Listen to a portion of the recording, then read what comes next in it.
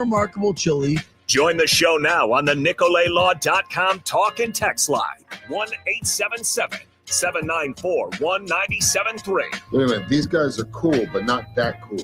No BS is presented by Screamin' Sicilian Premium Craft Frozen Pizza. Find it in your local grocer's freezer and taste what all the screaming is about. Now, Billy and Armin on the game. What's up, Wisconsin? Welcome to No BS here on the game. It's Trevor Thomas filling in for Billy from the Inside Wisconsin show. Armin's with us, Dave behind the glass. All the best to Billy, welcoming in child number 2, right, Arm? Yeah, well, we're waiting to hear some news. Not sure if anything's happened yet, but this information can kind of be proprietary sometimes. So 100% if I proprietary. hear, that's cool. But I'm gonna wait to get the okay. I'm not gonna share any news without his consent. Don't be that mother-in-law that says, "Hey, it's a boy or it's a girl," Oh, and no, it was not your news to share. I'm not saying my mother-in-law did that. I'm not saying that. I'm just simply saying there are some out there. My wife was very, very particular about it, and not in a bad way. She just some people believe this is our news to share. So I always wait to get the okay. It's always embargoed in my book because I don't want to be that guy. I don't want to be the guy to mess things up. So that's always embargoed information in my book until something happens. But hoping obviously for the best. We're thinking of them, praying for them, and I'm expecting good news. But hey, haven't heard anything yet. So. He texted me this morning and thanked me for filling in. And I was like, don't you got bigger fish to fry, brother? Like, you don't need to worry about me. I think he's killing time. I think that's one of those things, hurry up and wait. You hurry up and wait. Fair. Years and years ago, they used to tell the dad to boil a bunch of water. Wasn't that the thing like in the 50s, in the 60s? I don't know. That used to I don't remember, Armin. I wasn't there in the 50s and 60s. No, I just remember. 50s, 60s. I don't know. Obviously, I'm not old either, but I remember that was the old time trope for dads, like in yesteryear, was to boil water to keep them occupied. Now, I don't know if that's what it is now or whatever, like if anyone gets that reference. Today days old. Never heard of that. I think if you're staring at a pot of water waiting for it to boil, it's going to take forever to boil. Yeah, that's just one of those, like, you're just fidgeting over there. Just go occupy yourself and don't do anything. Great point. Now, get out of the way. I think maybe him texting you and sending us, memes and scrolling Twitter, maybe that's the new boiling water equivalent of boiling water. Yeah.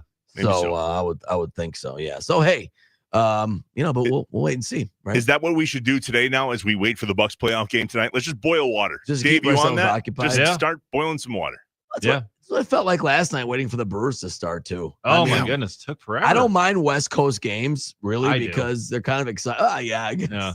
8:45 for first pitch. Yeah, I get it. I was sitting there waiting for the game notes to come out because we were hearing the news. Oh, Craig Yoho's coming up, and it's like, oh wow, okay. Like, what are the corresponding moves? And feels like you're waiting forever to get them to come out. It's like, okay, like it's like 6 o'clock. Like, where are we going here? That was fairly big news though, right? I mean, because the idea that Yoho might be up at some point, and I like it because I've been trying to make that Yoo-hoo thing like the thing that the drink. It's Yoo-hoo. not going to happen, Gretchen. That's not happening. I'm trying to make that just the like thing, fetch. It's not happening. You used to drink Yoo-hoo, I'm sure, right, Trevor?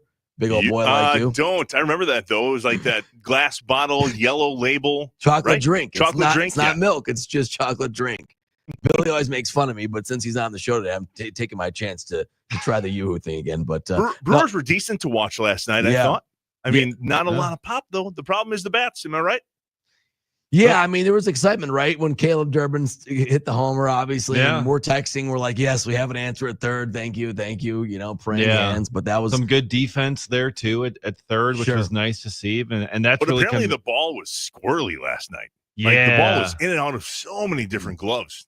Yeah, the Brewers were having a tough time with that. Terang, Ortiz, Hoskins, all those ground balls, they were just really having a tough time. A lot of double plays they could have, should have turned, right, and weren't able to. And it's like, okay, like, is something weird with the ball here? What's going on? But the Giants were able to make the plays, and the Brewers just simply weren't. And Quinn Priester walked a bunch of guys. Too many walks. He had struggles with it. Yeah. So I didn't think he was terrible, right? But too many walks. You can't have 4 walks.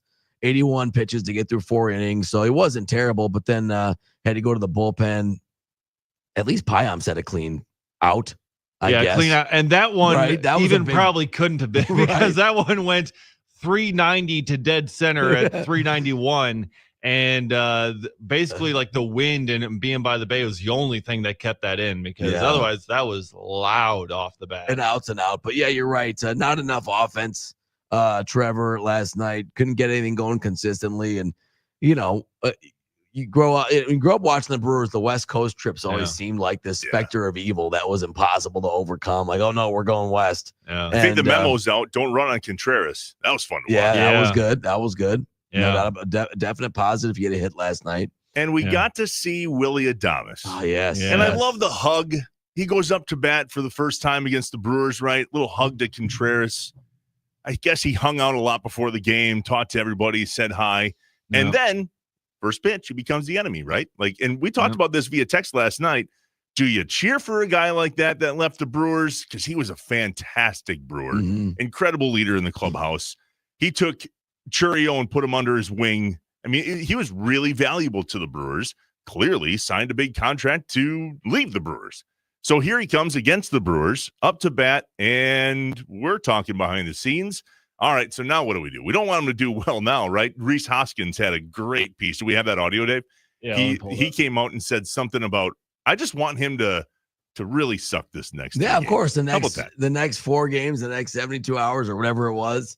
I know Dave's pulling it, but it's like, I mean, I think that's kind of the way, and everyone, jokes with me. And I talk about when you get a trade and how I feel about Corbin Burnes, but a lot of that depends. Your question about do you root for a guy? A lot of it depends on multiple factors. I think, and the big one is how you felt about them when they were here. Willy Adames played great for the Brewers. He was a great positive clubhouse force, fan favorite, loved Milwaukee. So, that makes it tough. But let's hear what Reese Hoskins had to say, Dave. Definitely missed that, but I hope he stinks these 3 games. Well put. Yeah, I mean, I get it. I mean, listen, and I agree. Like, he was 0 for last night. I'm happy about that because I want what's best for the Brewers, right? When he's playing us, but I don't wish him badly. And he has had a bad start in San Francisco. He's really struggling. He's under Mendoza right now, and his OPS is really low too, right, Dave? I think it's in the 500s. Yeah. He's going to get it going a little bit. He's too good for that. But I want him to do well because I've always liked him. And he's not a guy that we traded away. So a lot of my motivation and people always say I'm like sour on guys and they leave just because, I don't know. People have accused me of being like, just negative about it. If it's a trade, for instance, I want to know the Brewers got the best of the trade. So the worse somebody else plays, the better that outcome is for us, right? Then we can say, look, we fleeced them. That's just the way it is. I think that's why, I wasn't mad when Lewis Brinson ended up playing overseas for a couple of years and then was out of baseball. He was a great prospect. Hey, Monty Harrison, another piece in that deal. He's now a player on the Arkansas football team. He went to college. He's playing college football now. A player that was in the Yelich deal. So a guy like Adames wasn't that. I mean, he gave every piece of his contract to the Brewers, played well. And he signed his deal that we weren't going to sign him to anyway. So in his case, I want him to do well. Also because he was such a great guy in the clubhouse. His vibes were so positive. He loved Milwaukee, and he played really well for us. So I want him to do well, just obviously not when he plays the Brewers. It has a lot to do with the guy too, right? Yeah. What were they like when they were here? How did the transition happen? Were they traded? Were they really mad at the Brewers or whatever the sports team is here in Wisconsin? So I went down a rabbit hole last night of going, I wonder what this is like. Do we cheer or jeer this guy? Armin, Dave, I'm curious what your list looks like. The first one on the list was obviously Willy Adames. We wish him well, right? Great guy that was here. Don't cheer for him against the Brewers, but want to see him do well. What about Corbin Burnes? Well, I've had my Armin's got opinions on that one. Yeah, because I didn't like some of the ways. Obviously, he was a great player when he was here, but I didn't like some of the ways he conducted himself when he was here. And I always felt like when push came to shove, he wasn't really performing, playoff time, things like that. So I always have Corbin on the Armin watch. That's one guy I've always kind of been sour on. For me, though, I'm on the different camp. I was always a big fan of Burnes, when he was here, and just thought he was a fantastic pitcher. Honestly, I wish the Brewers would have, extended him and kept him. I think there was, if there was one pitcher to do that for, I think it should have been Burnes. I mean, he won the Cy Young, and Brewers haven't had anyone like that since 1982. So being able to have him, I think, obviously with trading him to Baltimore, wanted him to do well last year. He did well, got his big contract, and now he's back in the National League in Arizona. But I've got no ill will towards Burnes. Because I mean, he did give, as much as he could to this Brewers team. And I mean, really, when he struggled early on there in 2019, I mean, making that transition, he was able to figure it out and put on some really fantastic years and really lead that Brewers rotation. So I'm the complete opposite of Armin on this with Burnes. So I am on Armin's side on Burnes, and here's why. You mentioned 2019, off to a rough start, right? Yeah. Brewers on deck. You guys remember that event? The last one absolutely prior to COVID was, I believe, in January of that year. January 2020. Yeah. January 2020. I'm there with my family, and I happen to pass by Corbin Burnes. And I said, hey, man, you ready for the season? He goes, yeah. This was dumb on my part. I grabbed him by the arm, not hard, and I looked at him, and I go, you sure? Whoa. Whoa, Trevor, let's go. That was not a great move. That was aggressive. Wow. Also, so remember, Corbin didn't like you after that. Well, Shocking. remember, Trevor's a big old boy. I mean, it's totally different. But he did look at me like, for real? And it just, it was in the moment. I made a mistake, whatever. Obviously, he was ready. I think everything went well. But at the end of the day, it got weird. And I think that's the hard part about wishing these guys well on their way out. Listen, we don't want bad. We're not wishing them get hurt or anything like that. But at the end of the day, it's like, can we be your fan? Can we not be your fan? What about Devin Williams? Am I the only guy that wanted him to blow that save against the Brewers in the worst way? And he almost did, by the way. Well, we wanted that because it would help the Brewers. Like, so there's dual motivation for me and Devin. Now, I didn't initially, I wasn't as, the Brewers traded Devin, I think, at the right time, and we're all salty about the way things ended, but obviously, he was a great pitcher for the Brewers most of the time. So I felt like he gave his best part of his career to the Brewers. But the saltiness comes from, for me, not the blown save last year. It's more the punching the wall moment, because that's something he could have prevented. That's something he could have prevented. That's something that he created on himself. Guys are going to give up runs. That's just a part of baseball. But when we traded Nestor Cortez for him, I'm not necessarily thinking I hope Devin blows up and is bad. But obviously, this is just logical to me. I want his worst years in baseball not to come with us as a Brewer, right? It's the opposite of the Bucks and JJ Redick. JJ Redick, his worst part of his career playing was with the Bucks. He had his worst shooting performance, didn't want to be here. All that stuff makes me salty. You're trying to avoid moments like that, right? You want to avoid Jeffrey Hammonds. You sign Jeffrey Hammonds as the Brewers, you get the worst part of his career. That's not what you want. So obviously, it's not that I'm cheering against a guy like Devin. But if he's going to give up runs and blow up and do all these things, I want it to happen in a different uniform. That's how I felt about the Brewers trading Josh Hader, too, at the time.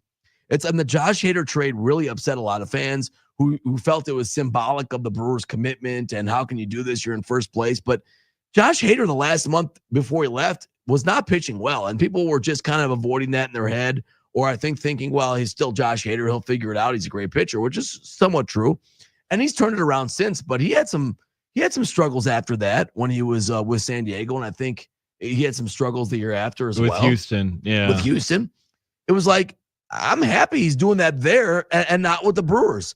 I want players' optimum performance to come from my team. So when I cheer for and against a trade, it's not me wishing well on a guy. Normally, Corbin Burnes might be an exception. It's not me wishing well or wishing bad on a guy. It's hoping that we got their best years. The first one for me, Trevor, was when I was 9 years old and I woke up and my dad told me that Paul Molitor signed with the Blue Jays. Literally on my list. That was literally the one, right? on my list. Yeah, that's the best. And I can let you obviously talk about it, but I was heartbroken because he was my favorite player. He was a great Brewer.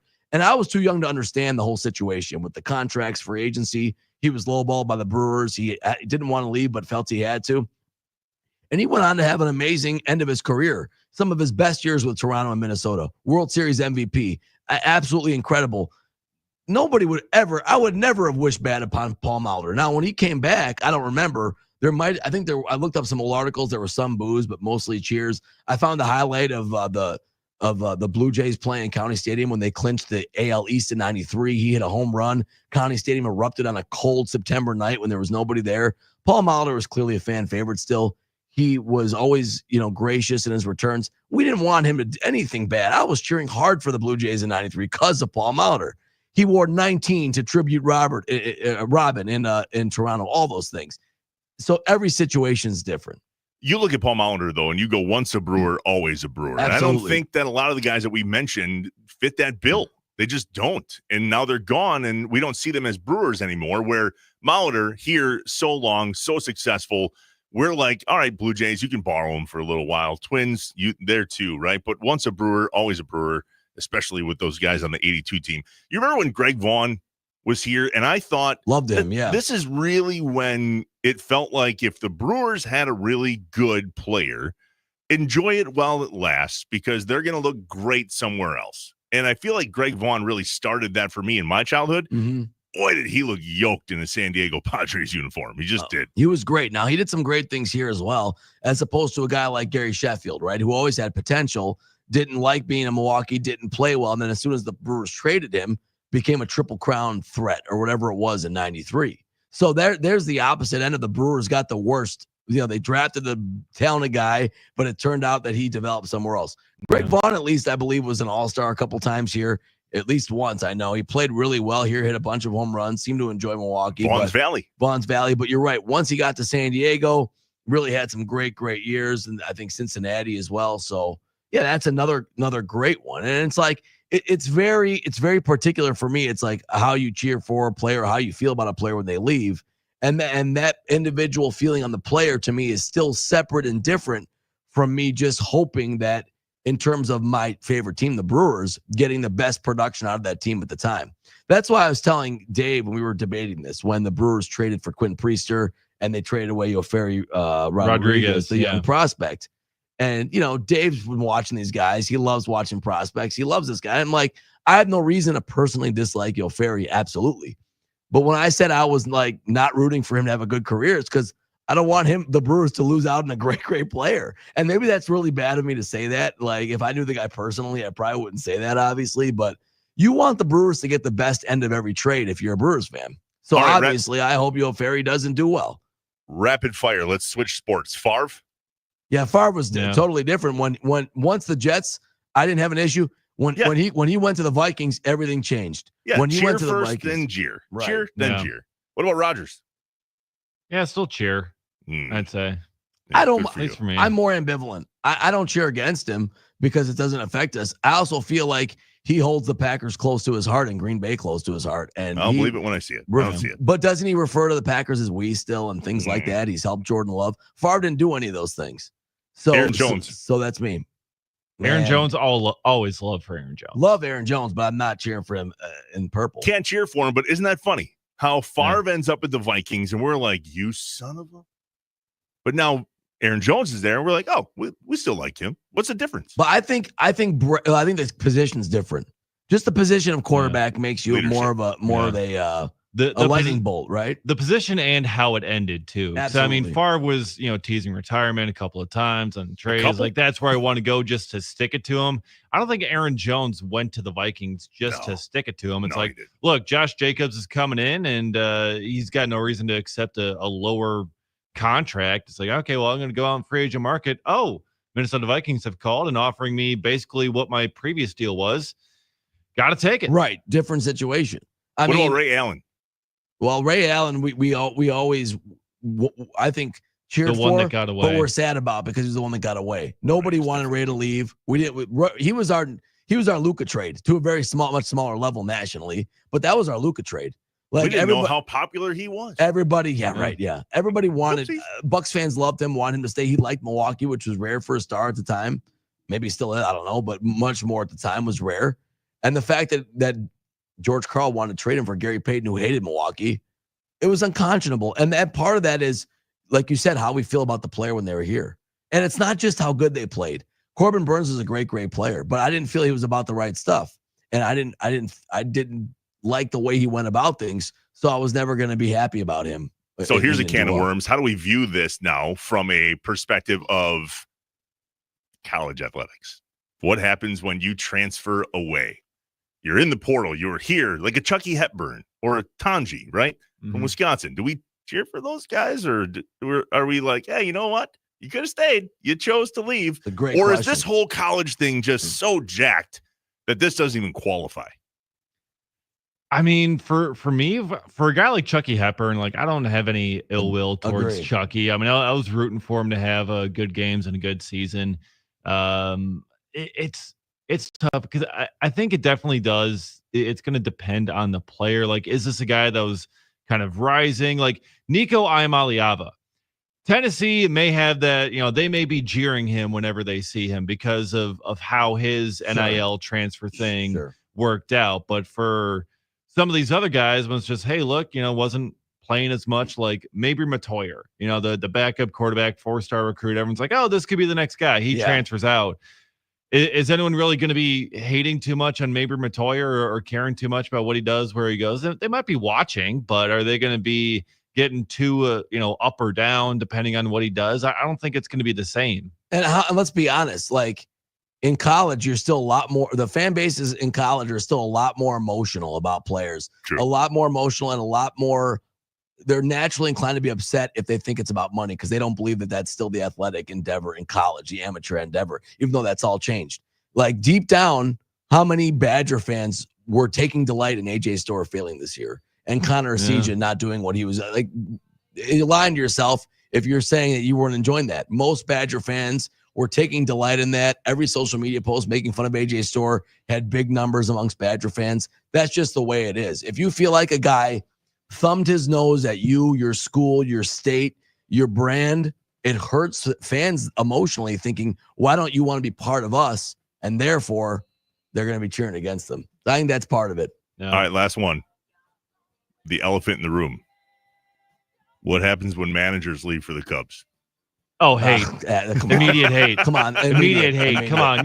No excuse. Yeah, I know. Wisconsin Absolutely. guy. That hurt all of us. Nobody's cheering for him. Nobody's cheering for the Cubs. No, that's Jaire City. That's one everyone agrees on, I think. Yeah, I saw at the homestand this weekend, they were showing a fan on the Jumbotron. He had a shirt that said, "We'll miss you, Greg." Yeah, I've seen that. Like the whole Brent thing. Yeah. And another one, I think, another example of how a guy claims he didn't understand the impact he had and how upset people would be. Craig said that. Nico said that. Yeah, I didn't understand how can you not? It's just amazing the disconnect sometimes. Coaches, players, people in pro sports, there's a disconnect between them and the real visceral feelings of fans. There's a Brett Favre pass here in Green Bay, and when he went to the Vikings, somebody took a piece of black electric tape and covered the P on the pass. Yeah. Predictable. Yeah, it's exactly what they did to Craig Council Park in Whitefish Bay. Right. Also predictable, unfortunately. Yeah. We are off and running on No BS here on the game. It's Trevor Thomas filling in for Billy Schmid. Hopefully everything is well. We know it is. A baby on the way, hopefully today, right? No BS on the game. More next. You can go your own way.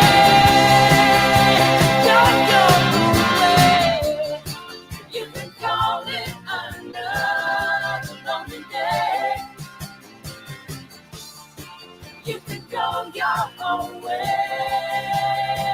Go your own way.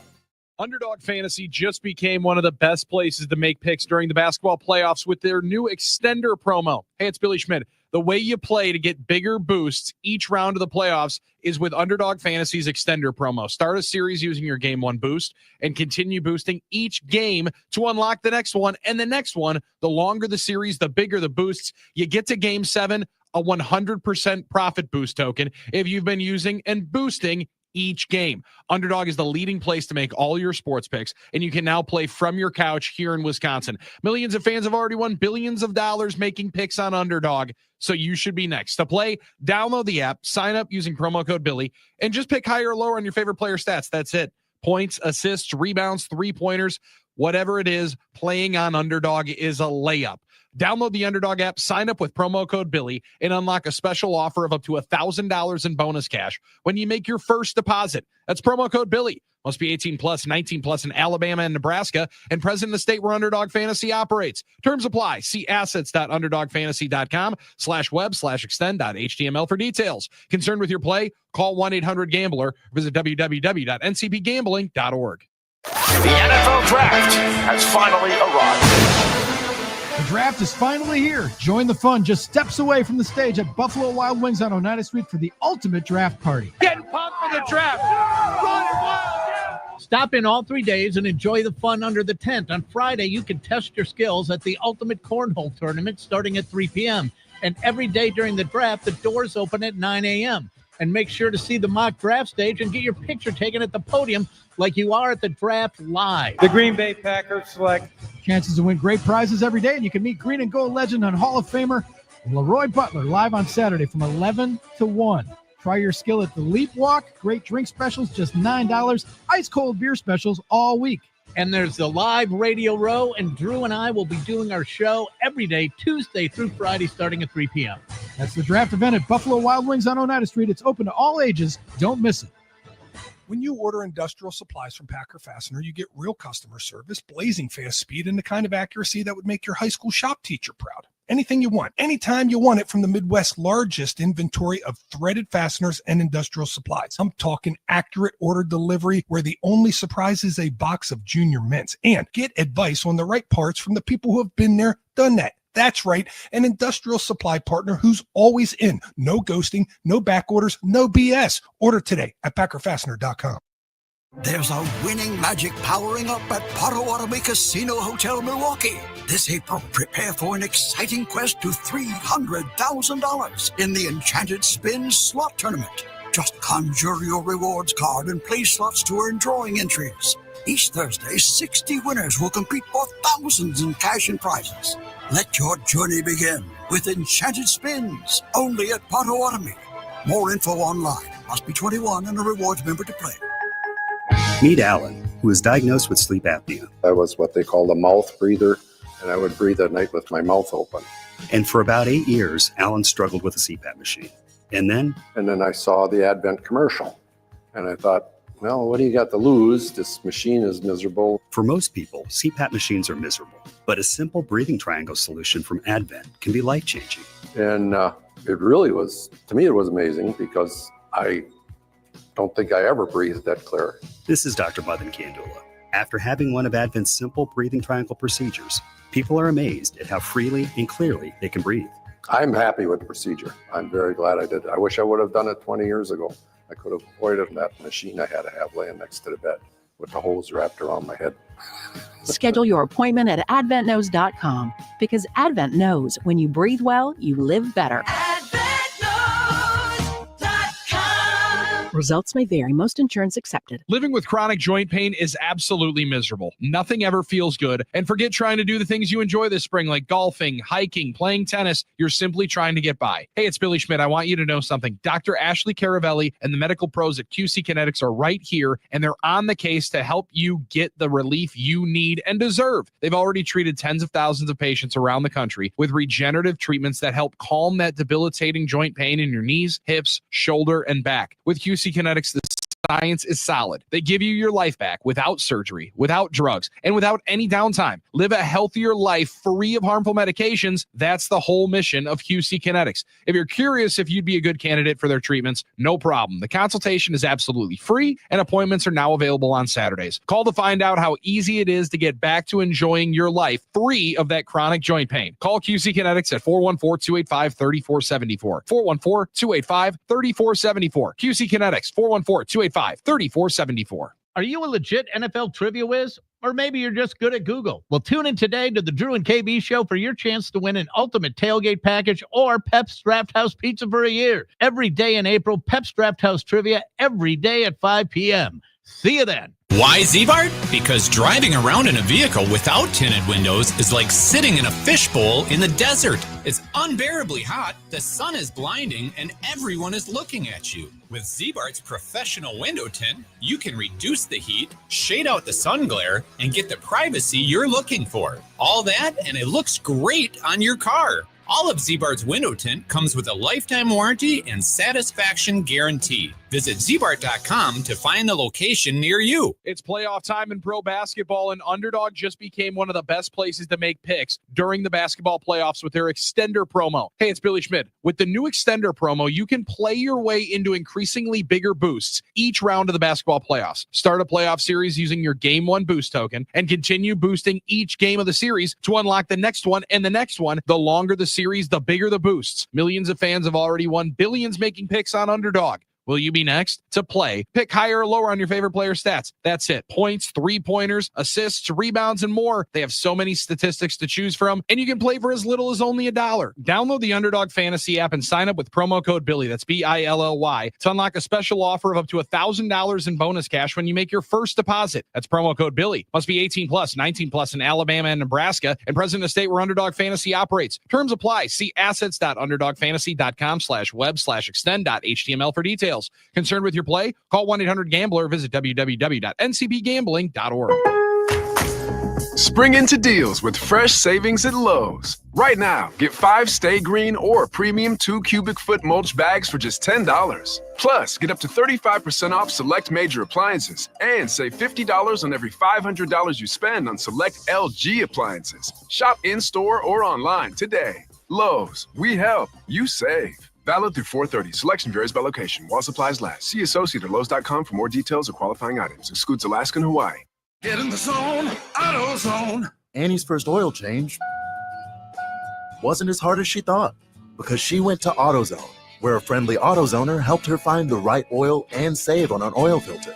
He explained the job and showed her free how-tos on AutoZone.com. When she was done, AutoZone recycled her old oil for free. No hassles, just help. Everything you need, nothing you don't. Get in the zone, AutoZone. Restrictions apply. The game.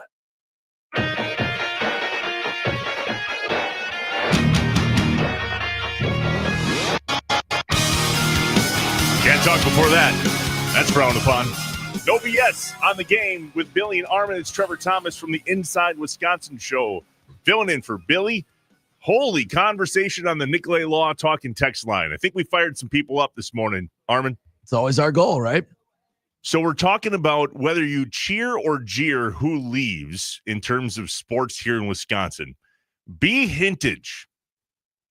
Sorry that your blood is all hot now. Not a fan of Gary Payton or George Karl, Armin. Yeah, he's B. Hintage. You know what? Blank Gary Payton and George Karl both can blank. 9:43 in the morning, my blood is all hot now. Yeah, that really hurt us. That really hurt us for a couple reasons. It looked like we had a young star, everything we wanted in the making. Well, we did. Humble wanted to be here. And for some inexplicable reason, George Karl decided he wasn't going to be a good fit and let him go and brought Gary Payton here. It was on the last legs of his career, in my opinion. I mean, he went on, to win a title with the Heat in like a real bench warming role, but like didn't want to be here, didn't like it, didn't help the team. And it was kind of also that was the last like nail in the coffin for the 2001 Bucks, that era that lasted far too short. But I think we kind of hoped was going to go on a little bit more with Cassell, Big Dog, and Ray. And Ray was really the best player to come out of that group that was going to sustain. And he went on to have 4 of his best overall number years in Seattle. And it was painful. And Ray could do it all as a young player. He wasn't just a spot-up shooter. So that one really bothered a lot of fans here. And it set the franchise back 10, 15 years. Yeah, that's a great point. I mean, it took them a while to rebuild, and eventually they got it together, but it was tough. 877-794-1973, the Nicolay Law Talk and text line. Darren said he went to Baltimore spring training last year. This is about Corbin Burnes. He just seems so arrogant, he said. He yells to him, "We still love you in Milwaukee." He clearly heard it, not even a head nod. And maybe that's, by the way, I didn't grab him by the arm. I know I said that kind of silly. I'm a big dude, so maybe that was big a little boy.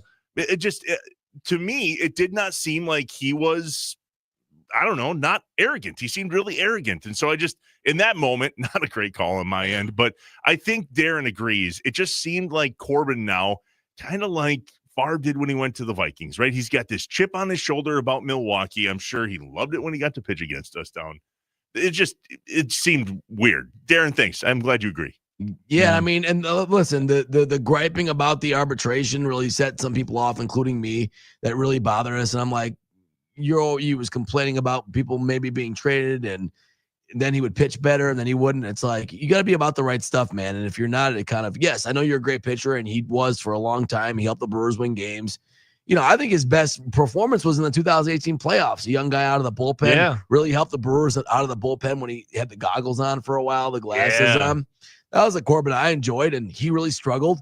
He has a lot to thank the Brewers for getting him right again, the pitching lab, figuring him out, I think. And I always thought he was just not about it wasn't a guy that you really wanted to root for. And sometimes I said, am I getting the wrong impression? But when that stuff kept happening, it's like, let a guy tell you who they were. It's not a guy that was easy to root for. So that was just now. If you're yelling them in the bullpen, a lot of those guys don't answer sometimes because they're focused. They're focused. Yeah, they're busy. But one more quick one from the 708. What about Mercedes Lewis going to the Bears? I would counter that and say, what about Julius Peppers coming to the Packers? Right, and more impactful. Mercedes Lewis is really at the end of his career as a role player. That didn't bother me. And Mercedes, I mean, he was only in Green Bay a pretty short amount of time. He spent most of his career in Jacksonville, I believe. Right, he was a first-round pick there, I think. Yeah. I don't think that's the best example, but hey, I guess there's always examples. So allegedly, Mercedes Lewis, who happened to be a neighbor of somebody I know, forgot to leave his heat on when the season was over and the house he was renting. Bad day for that insured. I bet, for sure. yeah.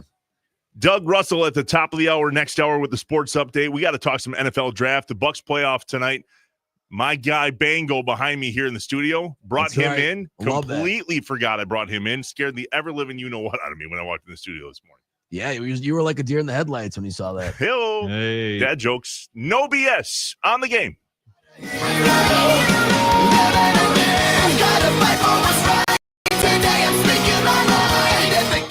Get the last roof you'll ever need with steel roofing from Menards. Steel roofing is durable, offering your home the best protection from wind, hail, and fire. Choose from 29 stylish colors that enhance the appearance of your home. They are available in cut-to-your-length panels that cover a large area quickly for fast installation. Plus, check out our weekly flyer for other great deals happening now. Save big money at Menards.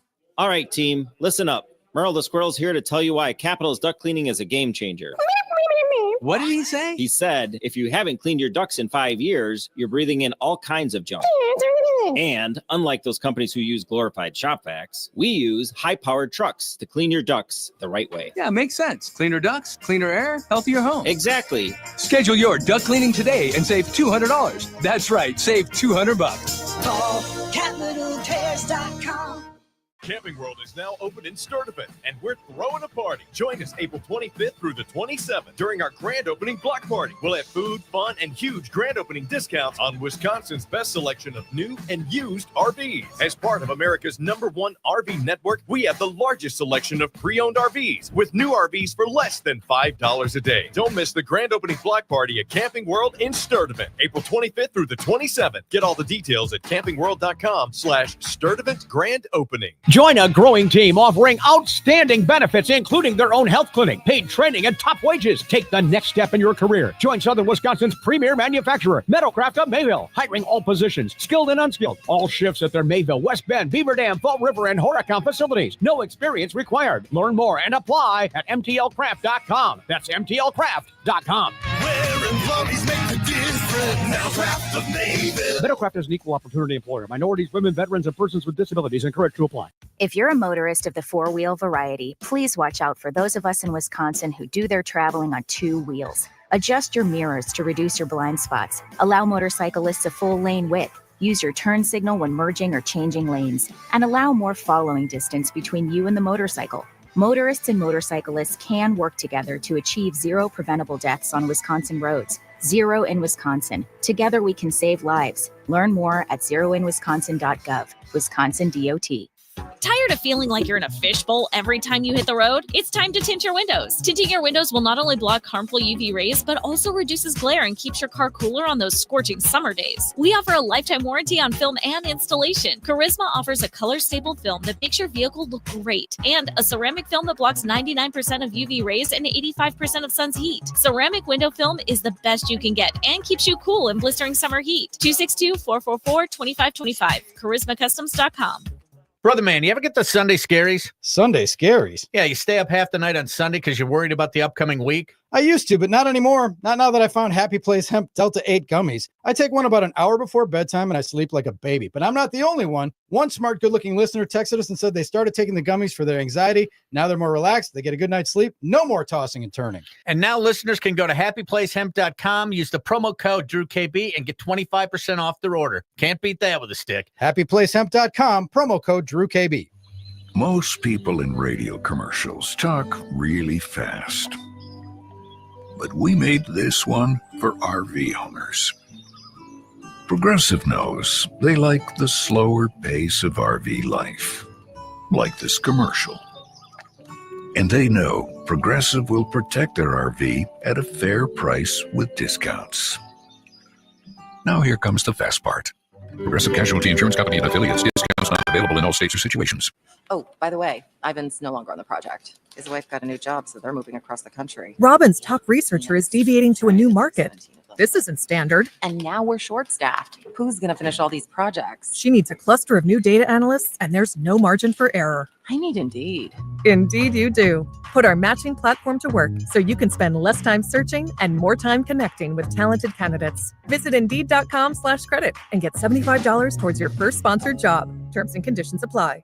$5,000. That's the average amount of money people in the U.S. are now spending on gas in a year. $5,000. That's crazy. If you drive, you have to download Upside, the free app that gives you cash back every time you get gas. That's right. You can earn real cash back with Upside just by buying the gas you're already buying. You can literally start earning cash back today. I use Upside every time I fill up, and I've already made around $200-$300. You're putting gas in your car anyway. Why not get real cash back? If you like free money, download Upside. I'm saving the cash I earn from using Upside to help pay for a vacation later this year. Download the free Upside app now to earn cash back every time you buy gas. Use promo code RADIO to get an extra 25 cents per gallon on your first tank. You can cash out anytime right to your bank, PayPal, or a gift card for Amazon and other brands. Just download the free Upside app and use promo code RADIO for a 25 cents per gallon bonus on your first tank. That's code RADIO for a 25 cents per gallon bonus. Broadcasting from the all-new Iron Jock Studios, built by Reamer Remodel. Ready to roll, baby! This is WRNW-FM Milwaukee, 97.3 The Game. This hour of No BS is brought to you by Screamin' Sicilian Premium Craft Frozen Pizza. Find it in your local grocer's freezer and taste what all the screamin' is about. Drop it. He's very knowledgeable, very intelligent guy, very personable guy. Here's Doug Russell. All right, let's start on the West Coast. This is not necessarily the way the Crew wanted to start the longest roadie of the year. Wilbur hits a high drive to left. It is out of here. And the Giants take the lead. Giants television with the call. I think it's NBC Bay Area or something like that. 5-2 the final score. Quinn Priester, 4 innings. He wasn't bad. No, not bad at all. Not great. Did Durbin get his home run ball back? I didn't see. I don't know. Did Caleb Durbin with his first ever Major League home Great run? question. I didn't see hear about it. Hope there wasn't a ball hawk out there that wanted to get 15 Like bats. Zach Campbell. I hope it wasn't that clown. Or what was the guy? What was Happy Youngster? Remember County Stadium? Yeah. Oh yeah. Aaron Johann. He worked for the sheriff's department for a long time. He's not a bad guy, but I just remember him being a Aaron ball Johannes. hawker. Yeah, he was our ball hawker. He was our Zach Campbell. Well, for a while there wasn't much else to watch except Matt Vasgersian at County Stadium bleachers talking about Happy Youngster because that was his shirt. Happy Youngster. Yeah, the Happy Youngster. Fun days. Well, was it though? Well, valid. The 90s fun Brewers days of my baseball. youth. Hey, 96, they weren't that bad. They were 80 and 82, and I really thought they were going to be good in 96. Mm-hmm. I remember days when the Brewers were out of the playoff run by the time spring training started for the Packers. Billy hates this, but from 92 to 07, they didn't get over 500. 15 years. That's Spring how training long for we the were Packers. waiting for a winning team. Also called training camp, by the way. I'm older than you. Oh, I remember. I mean, I know Doug remembers. I know Trevor does. I know Dave's aware of it, at least. Oh, I'm aware. I mean, the first season I remember was 2002, and that was the worst one of them all. The Jerry Royster experience. Yeah, I was out managing Jerry Royster when I was in kindergarten. You did. Okay. Did a great job, Dave. To be fair, the only reason that he got the job is because Davey Lopes was an abject disaster at it Yeah. before him. Well, what were they going to do? Start Ronnie Belliard and Royce Clayton at second and short? Like, that was the option. Wes Helms was your... That's what you had. Yeah, Jose Hernandez. Just wait till Nick Neugebauer comes up. How did Dude, they he have... was good, man. He was good. He was good until his arm blew out. He was good. He got hurt, and they brought him up too early, I thought. I mean, honestly, but... Did anybody think we were going to go down the Nick Neugebauer road? No, I did. In a weird That way, I'm not is surprised. what we call, friends, a rabbit hole. Greg Yoho, by the way, made his Major League debut. That was nice to see. Yeah. Gave up a run, but that's what not okay. Quinn Priester, like I said, not bad last night, not great. 2 earned runs in 4 innings, struck out 3, but walked 4. But tonight, game 2, Jose Quintana against Jordan Hicks. You hope for Pretty better. awesome moment last night when Churio got picked off in between first and second, and Adames tried to kick him in the rear as he was running off. That was great. Reese Hoskins was interviewed before the game on MLB Network about, hey, it'll be good to see your good friend Willie Adames on the other side of the field. He's like, yeah, absolutely. I hope he sucks in this series. Us too. But we love him. But nevertheless, it is draft week. That's what we're all talking about here at the Megaplex. The age-old question for general managers around the NFL, how to balance immediate needs with what you think a guy's ceiling is going to be. If a player didn't have the kind of production that you think he should in the college level, there's a lot of discussion about why. And, if you think that that's something that as he moves forward and he progresses as a football player, if that's going to change or not. So that's really it at the end of the day. It's just a matter of looking at his game and as he moves into the National Football League, will those traits allow him to become a more productive player than maybe he was in college? So that's Goody. I guess there's a mixed bag when it comes to how the Packers have drafted over the last several years. There was one study that came out of that. I'm sure everybody in Wisconsin saw that in one metric, with a formula, the Packers were judged to be the worst drafter in the last 10 years.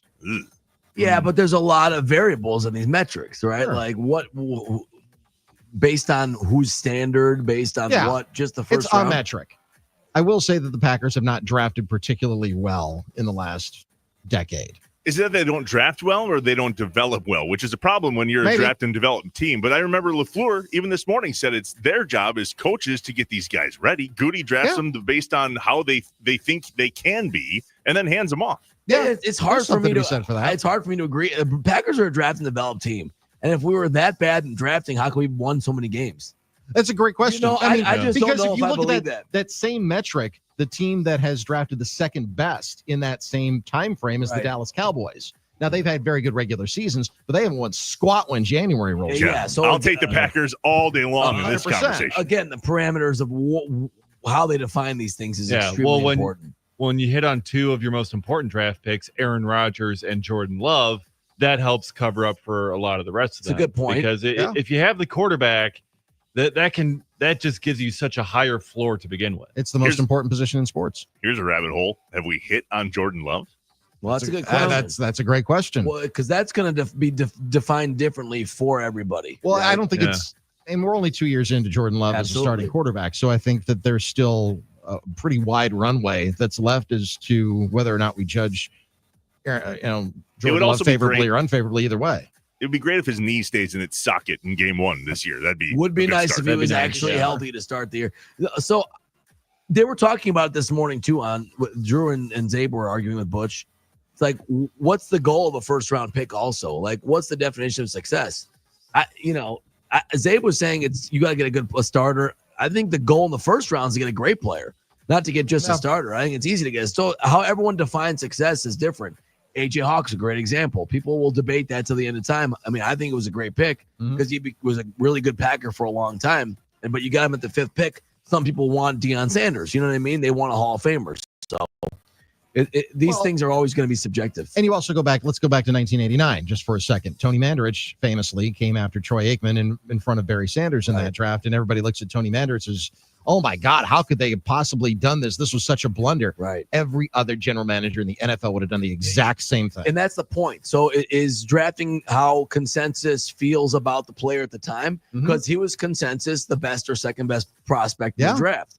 He's on the cover of Sports Illustrated. Right. It wasn't like they reached from a consensus 3rd round to the 1st. So people might not consider that a bad pick. It was a bad result. Yeah. Right. But the decision at the time might have been sound process and things like that. It was, and Tony Mandarich has come out and owned it. I mean, I guess I give him credit for that, but he was like, yeah, when I was at Michigan State, when I was on the cover of Sports Illustrated, the incredible bulk. And I know that to a certain amount of our listeners, this is, ancient history, but I remember it. He was like, no, I was all roided up in college. Right. And people didn't, there are things you just didn't know. But and they test for that in the NFL. And that's one of the reasons that he was a failure. But if you make the pick that 30 GMs at the time, or 32, whatever, they agree that's a good pick, you're making the consensus pick amongst your peers. How can that be a bad pick? I'm not mad at Tom Bratz for that. No, I You know. can't be. Right. You can't be. But the reality is people either judge the process of the pick or the result. And those are two very different things. I mean, you can get a great player by accident or bad process, and vice versa. Sure. In my opinion, I just think people will, of course, naturally judge the pick by the player, what the player becomes. Brian Brom, cover of Sports Illustrated. Mm-hmm. If it would have came out after his junior year, he's top 5. He stays for his senior season at Louisville, falls to the second round to the Packers, and respectfully flakes out of the league. Maybe we should just stay away from Sports Illustrated. Let's just try that. But that's a great point. I mean, I think a lot Jabari of people Parker. figured, man, you have Aaron Rodgers, who's about to be a starter. He's, we don't know much about Aaron yet.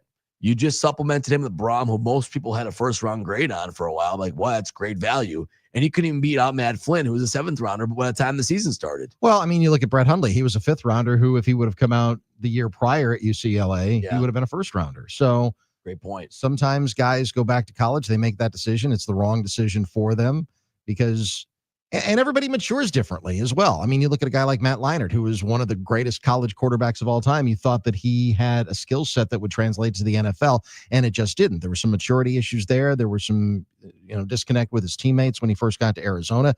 So that helped contribute to him flaming out in the league. And then there are some guys whose skill sets, like Tim Tebow, for example, one of the greatest college quarterbacks of all time. There's no question about that, but that skill set that he had in college didn't necessarily translate to the pros. Yeah, it's an inexact science, no doubt about it. And I think we do so much this time of year, and you can tell me if you disagree, guys, but we do so much this year slicing and dicing, looking for any sort of metric that's a consistent metric that will help predict the future.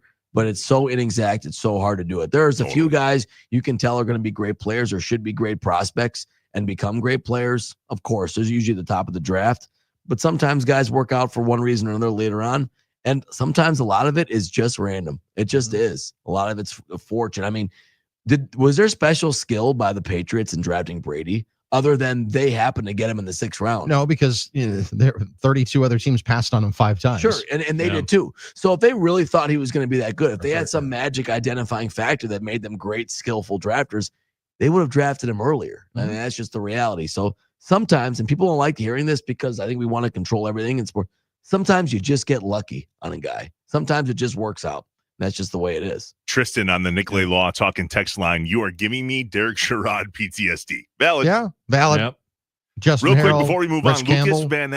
Lucas Van Ness. Yeah. This has got to be his year to break out, yeah? Has to be. I mean, they say you can't judge a draft or a draft pick until 3 years into his career. Yeah, we're here. And it's time for Lucas Van Ness to produce. I mean, he's built like a Greek god. He's built like you see him in the locker room and he's an Adonis. But then he goes out on the field and you wonder, who that guy is. Is this the same person that I saw in the locker room after practice the other day? So he's got it's put up or shut up time for him. I'm on tape on the Inside Wisconsin show as saying that Lucas Van Ness was one of the more important players on the Packers last year. If he really breaks out last year, that's a different defense. Absolutely. John Anderson won't let me forget that because it didn't pan out. He had some really good plays in special teams for what it's worth. I don't think you were wrong, though, because he, from the standpoint that he was one of the most consequential players on the Packers last year, just the other way, just didn't pan out. If he would have been what the Packers had envisioned him being when they drafted him in the 1st round a couple of years ago out of Iowa, you wouldn't be having the discussion of, well, do they still need an edge rusher in this year's 1st round? Because that's one of the positions of need. And you could say that about a lot of teams, of course. But if Lucas Van Ness had answered that question, then you wouldn't be having to discuss it now. Yeah, I indeed. believe. Got some big breaking news, not to undercut your job here. No, not at all. You got it in front of you. Shams has it. 6 minutes ago, Milwaukee's Damian Lillard will return to action in Game 2 tonight against the Indiana Pacers. Just in time, the cavalry's coming. Love it. When we need him the most, and Dame, and hopefully motivated Dame after talking all that junk with Tyrese, will be ready to put it on his head. And Dame did put it on his, I believe this is on his Instagram story. Dame wrote clocking in on the blank. So let's go. Clocking in. Dame is back tonight. Which is awesome because he was one of the only ones with energy in that last game. And he was got in teed street up. Clothes. Love it. Now, I hope love that it when guys get teed up I on the hope that bench. translates into a big performance. Obviously, I thought Giannis had a really good game 1. I thought he needed some help, didn't get it. So hopefully Well, it can't hurt to have a weapon back like Damian Lillard. So hopefully, I know they needed him. Hopefully everything's good and he's feeling good. And I'm still shocked in some ways, guys, that he came back so quick from the DVT, because they talk about how rare it is for a guy to make this kind of recovery from blood. So hopefully, health-wise, everything's good. But I'm sure they wouldn't have cleared him. He's just built different. He's just built different. And I know he's got to be motivated. So hopefully that translates into a good result. The Bucs could really use one tonight, trying to get the split. They need to get the split coming back, grab back home court advantage, and you can't have a third straight first round exit. Indeed. Well, I didn't mean to interrupt. No, I just wanted to get that in there, guys. Absolutely. I see it over your shoulder now. Yeah. On the TV in the studio. Well, they said that was the quickest recovery. Shams had something about that the doctors had never seen a recovery this quick from a blood clot. So, Armin, if you jinx it, what did I do? What did I? Shushy. What did I jinx? He's back. Let's just go with that. No, I'm saying that he's back. Oh, you mean talking about how it was a remarkable recovery? Yeah, you're like, what, he should be back? I don't know. It's pretty soon. No, I'm not questioning the medical staff. I mean, I trust them. If they feel he's good, he's good. So let's go get it.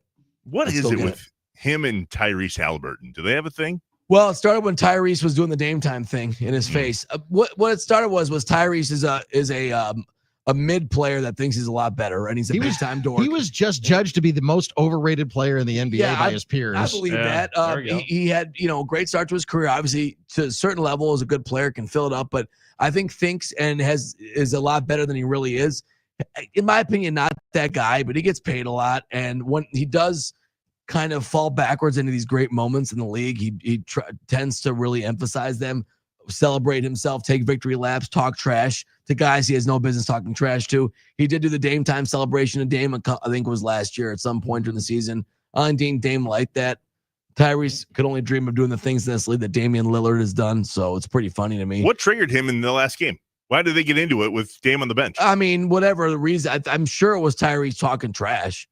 Probably. I don't know exactly. It wasn't down there, but I'm sure it was Tyrese talking trash, and Dame was like, wait, I'm coming back. So just wait. So I can't tell you how much I hope that Dame just puts 40 on his head tonight and the Bucs win by 100. Yes. Of course, that's what I'm hoping for. So yeah, that would be nice. That's why it's a 7-game series, not a 1-game series. Indeed, 7-game series. So all right. Doug, we were talking Dame's earlier about whether you can cheer or jeer for people that have been here. This brings up an interesting topic, though. Tyrese Halliburton from Wisconsin. Sure. When he hit that game-winning 4-point play against us, that was pretty determined that it was going to be difficult to be a fan of his against the Bucs, and to boot, BA on that call. That was brutal. I know that hurt. That hurt. And Doc was still salty about it when he was talking about it the other day. He's like, yeah, we'll beat him 3 out of 4. And the one game that we did lose to him was on a Hongo shot with a bad call, a phantom foul on Giannis. So Doc is still salty about it. Yeah, I think it's difficult because you want to root for the hometown guys, but when they go up against you and when they, shoot daggers into you, Mike Dunleavy, for example. I mean, Giannis shoved him into the bench. Mike Dunleavy, when his dad was the coach of the Bucs, he spent some of his high school years here in Milwaukee. That's right. Sometimes guys just turn into heels, and that's okay. That's what sports is all about. Yeah, and it's not hard for me because in terms of, at least when they're not in my uniform, I'm not cheering for them the same way. Like I used to get into it with some of my old buddies. I went to Marquette. My freshman year was the Final Four year, the Dwayne Wade year. And we loved, of course, Dwayne Wade. He was our biggest star, our favorite guy forever. And I had buddies from, Milwaukee area that became Heat fans basically when Wade was there, more so. The Bucs weren't good at the time. But that was never an option for me. And they were like, we would get in these debates, like, you should be cheering for Wade after what he did. And like, I would cheer against him when the Bucs played him. I'm like, listen, I'm cheering for the Bucs. Like, he's not in a Bucs uniform. I love Dwayne Wade. I'm glad he's having a great career. And he's always going to be one of my favorite players. But I'm not cheering for the Heat now just because he's on the Heat. He's not my relative. He's not my brother. It's not like he's my son. Like, no, I'm cheering for the Bucs. Like, it's just not. He's not in our uniform. That's as simple as that. Here's what I say when anyone tells me who I should or shouldn't root for. I'm a grown ass man. Yeah, exactly. I'll root for who I want to root for. I get into this occasionally with my in-laws who are Ohio State fans because they grew up in Ohio. So I guess you're kind of born into it, unfortunately. But they say, well, they're in the Big Ten, and if you're a Badgers fan and now a USC fan, which I've always been, but now they're in the same conference. I don't love that for me, by the way, but that's neither here nor there. But they would say, well, if you're a Badgers fan, you when the bowl season rolls around, you should be a Buckeyes fan. You should be an Ohio State fan. You should root for the conference. I'm like, I'm not going to root against you for 364 days a year. And then the one day a year when you're playing in a bowl game, I'm not going to root for you. That just doesn't that's not how my mind works. So I think everybody chooses to root for sports differently. Yeah, it's a great point. Some people just root for guys. I mean, when the Bucks were terrible in the Bradley Center era and Kobe was doing what he was doing with the Lakers, you would go to a Bucks Lakers game and it would be all 24-8 jerseys. Yeah, I remember and gold at the Bradley Center. I remember the night he hit the buzzer beater in Milwaukee.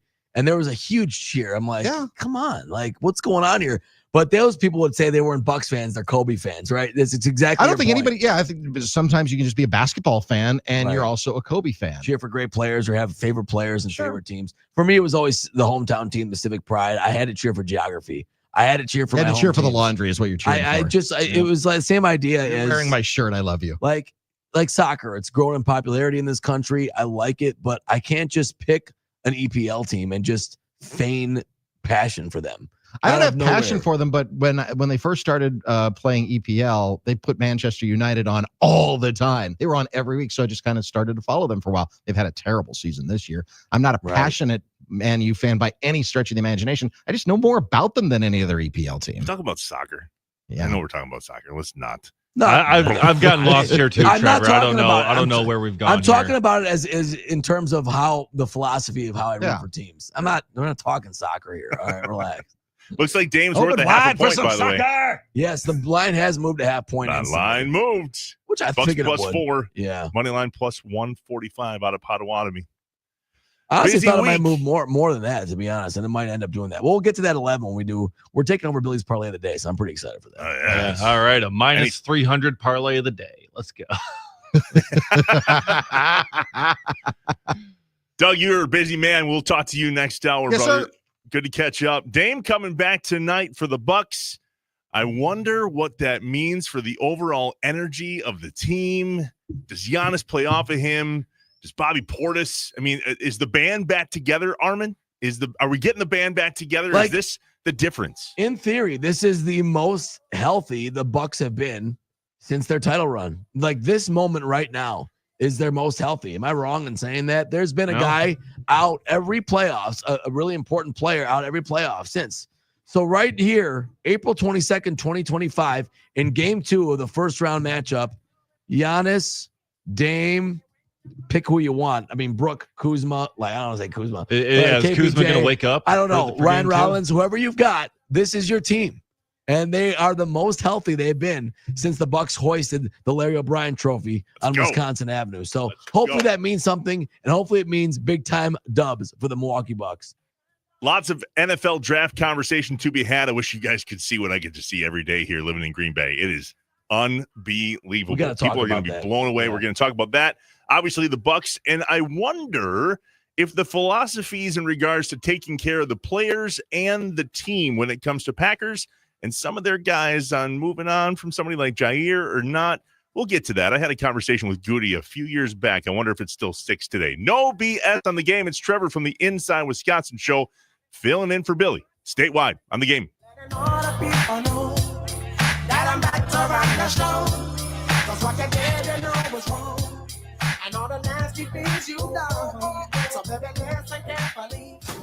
Where will the Packers go when the draft comes to Green Bay? What player or position will they target with the number 23 overall pick? It's time now for Why Draft This Guy, brought to you by Window Nation. I'm Doug Russell. Texas A&M edge rusher Nick Scorton. And on the sweep in the backfield, blown up Nick Scorton. Nick Scorton, a 6'3", 257-pound edge rusher from Texas A&M, has been shooting up draft boards during his one season back home in College Station after spending the first 2 years of his college career at Purdue. At Purdue, you know, we had a lot of dogs out there, man. You know, we had to share the rock a little bit, man. But I thought A&M, you know, did exactly for me what I needed to do. You know, go over there and learn how to defend the run better. You know, learn more run schemes. You know, play in the SC in front of 100,000. You know, every home game. You know, playing hard road games. It was just a great experience that, you know, really is going to prepare me for the NFL. Why Draft This Guy is brought to you by Window Nation. Buy 4 windows, get 4 free. Schedule your free estimate at windownation.com. Pick number 10, Patrick Mahomes. Pick 24, Aaron Rodgers. Pick 75, Russell Wilson. Pick 199, Tom Brady. Super Bowl champion. Who will be the story of this year's draft? Don't miss a second of coverage this Thursday as we go pick for pick in the first round. Help is on the way. Help is on the way. Every pick, every round, now on your Packers flagship. 97.3 The Game. Living with chronic joint pain is absolutely miserable. Nothing ever feels good. And forget trying to do the things you enjoy this spring, like golfing, hiking, playing tennis. You're simply trying to get by. Hey, it's Billy Schmidt. I want you to know something. Dr. Ashley Caravelli and the medical pros at QC Kinetics are right here, and they're on the case to help you get the relief you need and deserve. They've already treated tens of thousands of patients around the country with regenerative treatments that help calm that debilitating joint pain in your knees, hips, shoulder, and back. With QC Kinetics, the science is solid. They give you your life back without surgery, without drugs, and without any downtime. Live a healthier life free of harmful medications. That's the whole mission of QC Kinetics. If you're curious if you'd be a good candidate for their treatments, no problem. The consultation is absolutely free, and appointments are now available on Saturdays. Call to find out how easy it is to get back to enjoying your life free of that chronic joint pain. Call QC Kinetics at 414-285-3474. 414-285-3474. QC Kinetics, 414-285-3474. It's party time at Cousins Subs. For a limited time only, Cousins 2-foot party subs are back. Choose from the ham and provolone, Italian special, or turkey. Each party sub is just $39.99. Feeds 5 to 8 people and requires 24-hour notice to order. And now you can complete your party by adding a party chip bag and a dozen chocolate chip cookies for just $4.99. Order today in store, online, or on the app. Cousins Subs. We believe in better.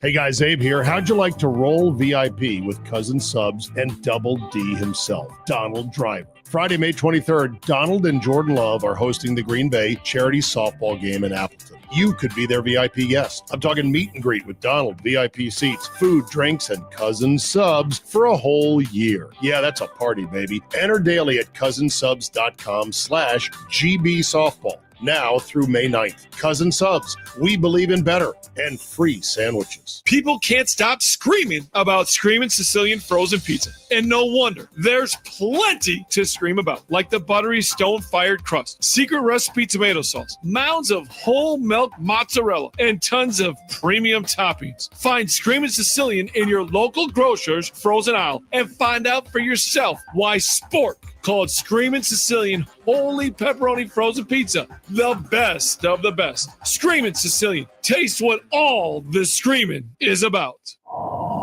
I can see the breath inside my house. This is how horror movies start. First, the cold seeps in. Next thing you know, you're spooning your cat for warmth. I tried it. He bit me. Jason, come on, man. You need a new furnace. Don't you know that Capital is giving away the furnace when you get a new AC? Giving as in free? Yeah, but call Capital before this turns into the horror version of Frozen. Call Capital today and get a free furnace with a new AC. Old-fashioned service you can't go wrong. Call CapitalCares.com. To every contractor, delay is a dirty word. Avoid using those what the moments with blazing fast, reliable solutions from Packer Fastener. Need job site delivery? Relax, they're already on the way. Prefab needs? They'll cut it, kit, assemble, and drop them where you want them. Inventory help? Get stocked, locked, and always there with job boxes, Connex boxes, vending, or vendor management. Order threaded, rod, strut, hangers, and more. No shortages, no delays, no excuses. PackerFastener.com. It's how gets done. Get in the zone, AutoZone. Annie's first oil change wasn't as hard as she thought because she went to AutoZone, where a friendly AutoZoner helped her find the right oil and save on an oil filter. He explained the job and showed her free how-tos on AutoZone.com. When she was done, AutoZone recycled her old oil for free. No hassles, just help. Everything you need, nothing you don't. Get in the zone, AutoZone. Restrictions apply. Paying rent can feel like throwing money away. And when you're spending so much, it can be hard to see yourself buying a home. So Rocket Mortgage is helping you put your monthly rent towards home ownership with Rent Rewards. For the first time, save up to $5,000 off the cost of your first home just by paying rent. Only at Rocket Mortgage. Call 800-4ROCKET or visit rocket.com to find out more. Rocket Mortgage, LLC. Licensed in all 50 states. NMLSConsumerAccess.org. Number 3030. The new iHeart app just looks better. The best feature of a car radio on the app. It's the presets. Super easy. And thank you for keeping it free. Get in on what everyone's talking about and get the new and improved free iHeartRadio app today. iHeartRadio. Live from the all-new Iron Jock Studios, built by Rima Remodel, this is No BS with Billy and Sardia. I've waited for this. I'm so excited. On the Game. This is how we do it. No BS on the Game. Billy and Armin. Trevor Thomas from the Inside Wisconsin show filling in for Billy today. Armin, your tweet. Yeah, I just put one out at Armin, sorry, and just retweeting Dame's, just saying, please, Dame embarrass Tyrese tonight. Do people not get more interested now that something like that happened? Like, oh, you know what? It starts at 6 tonight. It's hard to watch, right? It's on some weird NBA TV. Where is it? Sure. The game tonight, I should know this. Let me see here. No, I think it's on a main. It's not on a main network. Is it NBA TV? I don't know where it is. That's the problem. NBA I don't think TV. it is a main. It is NBA TV. Although I thought we had it locally too, because it's a first round game, I believe. Probably would be on FanDuel. Yeah, then I'd be guessing. Honestly, I do think, of course, there should be more in. I mean, you get Dame back, but when there's beef between teams, people like that sort of friction. It's so much more fun when there is that. Saw a little bit in the Denver Clippers series, which has been a great series. Another great game last night. Those two teams are just going at it with each other. Absolute great playoff basketball, but there's always a little extra. I mean, because and you're a 90s NBA guy too, Trevor. Growing up. I mean, those days when there was beef, when Rodman and Carl were getting into it, and the Knicks series with the Bulls and all those great, that sort of beef, the little fights, the little scuffles, when you really saw that those guys cared. Yeah, exactly. Another good one. You know what ruined that? Replay. The little things that absolutely. The little things that you used to be able to get away with, you can't anymore. Because they go with the monitor for everything. Yeah. Right. That's what rose the blood pressure. In terms of how some of those scuffles started, was they were getting away with the little jabs, the elbows to the ribs, or the not getting out of somebody's way. I mean, at the end of the day, it's that needs to be reviewed. I think it was a non-basketball play. Well, that's a good point. There is a lot more of that when you look at, and I'm always marveled at the replays of, I see the 80s NBA or even late 70s where there were fights, and then they said no one was thrown out of this. Like, nobody got thrown out of this. Like, Robert Parrish threw punches at Lambier and got a common foul for it. And then, you wonder why the league started doing reviews, and because they wanted to clean up the game. I think there was an idea that, people were not happy with the fighting. And maybe that was true. And then there's hockey. And then there's hockey, right? Exactly. But, I mean, the other day there was a 4-minute cut-up of Danny Ainge getting in fights. It just happened, every game. I mean, the Kurt Rambis thing with McHale. It seemed like we were enjoying that more for a while as a basketball culture, and then we didn't, and then they started to have to clean it up. I'm not really sure what that is, what factors are involved, but it is pretty interesting. People love the drama. That's why it's going to be fun to watch tonight. Dame, yeah, there's a lot of drama with it. Back to hockey for a second. There's a junior hockey team here in Green Bay called the Green Bay Gamblers. The Gamblers, it's high school kids and young college kids. For some reason, they let these kids fight. And there could be a 16 or 17-year-old kid getting pounded by a 19-year-old young man. It's good hockey, but the fights are fantastic. And people love drama. And I do a lot of work with the Admirals in the AHL, which is a step below the NHL, right? Right. These guys are about to go to the NHL, and there's a lot more fighting in the AHL. And it's part of the game, and people just get juiced for that moment.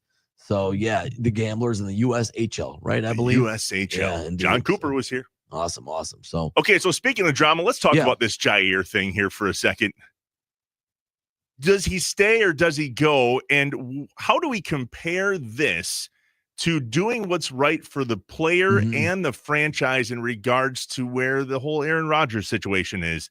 Dave pulled up. I talked to Goody on the Inside Wisconsin show a few years back, and here's what he had to say about how he was kind of processing the best way to move forward. I will say the one thing that I remember Ted did tell me when he was going through it was he was just trying to figure out and do what was right for the Green Bay Packers and the player, and by the player meaning Brett. He really cared about that, and I think at times those two things were at odds a little bit, and I think it took a toll on him. But he really did care about doing what was right for the organization first, and then the player as well. So, and I think as I went through this year with Mark and Matt and Russ and all the things we went through with Aaron, like I think that was the one thing that was on my mind was we have to do what is right for the organization and try to do what's right for the player as well. And at the end of the day, I think that's all you can really do is you look at your organization, look at your team, and try to do what's very best for them. And then, sometimes you're going to be right, sometimes you're going to be wrong. But at the same time, I think you can never lose sight of that. Brian Gutekunst on the Inside Wisconsin show a few years back. So, Armin, where do we stand today? How does Goody process this whole Jaire Alexander thing? Because at one token, when he's on the field, he is a player that improves the Green Bay Packers in an incredible way. And when he's not on the field, he's surrounded with drama that takes everything that happens off the field away from the Packers franchise. And at the end of the day, Goody's got decisions to make to always put the Packers first, but also wants to do what's right by the player. So what happens with this? Yeah, so there's a lot of interesting factors here. I've been long saying the longer this has gone on, I've had my 51% theory, as you know, Dave. Yep. The longer this has gone on, I think he's slightly more likely to stay with the Packers now than not. Now, I know I think Rob Domofsky said yesterday is not going to happen, that he was going to not be with the Packers. I don't really know, because you talked about Goody's comments about what's right for the player and right for the team. Sometimes those things can be the same thing. And if he moves, and if the Packers just release Ja, I'm still not convinced that's what's best for the organization, because you basically get nothing for a guy who can potentially really help you when he's on the field. So maybe the best situation is trying to rehabilitate for that last year and saying, Ja, we need a cornerback, and you can help your market by being committed and staying and playing for 1 year and playing well. And then in that sense, we can both benefit. So I still believe there's a chance of that. Is this beer league softball, though? Is it 2 strikes and you're out? Like, do it once, shame on you. 2 years ago, they had to suspend him. He was being an issue in the locker room. He was not putting the best interest of the team before himself. They suspend him. You might recall he came out of that suspension, and it was a totally different Jaire. Yeah. Hey, I'm just happy to be here. Right. You know what I mean? But then last year, he's getting advice from somebody not to fight through these injuries. And I understand that injuries are injuries for professional athletes, and there's contracts that you have to worry about and so on. But at what point do we look at this last year and go, do it once, shame on you. You did it again, shame on us. We have to move on. Love you, gonna miss you. You're a great player for us when you're on the field, but when you're not, that outweighs what you're doing on the field, which, by the way, isn't very often right now. Well, it's not, and that's the problem. Now, when he is on the field, it is. And it's not like you have a million options in that position to help your team. Like, Packers do have Keyshawn. They do have Carrington. They did pick up Hobbs, but obviously you're better with Ja when he plays and plays his best. You're right, though. It's like, how many times you're going to have to deal with the inconsistency of his availability, right? Or something like that. And I think that's something, it's tough, because what's tough is the injury thing. Like, trying to discern, is he really hurt? Is he really trying to fight through it? Is he really just opting out because he's healthy but doesn't want to risk it? Or is he truly hurt, and is it going to be to a level where he's going to hurt himself and the team? That's the toughest thing that they have to try and figure out, and I don't know how you get with it. Is it his medical advice? Is it the team doctors? There's always that type of gray area, which is tough to reconcile. But I think if you can do it, it's worth the effort.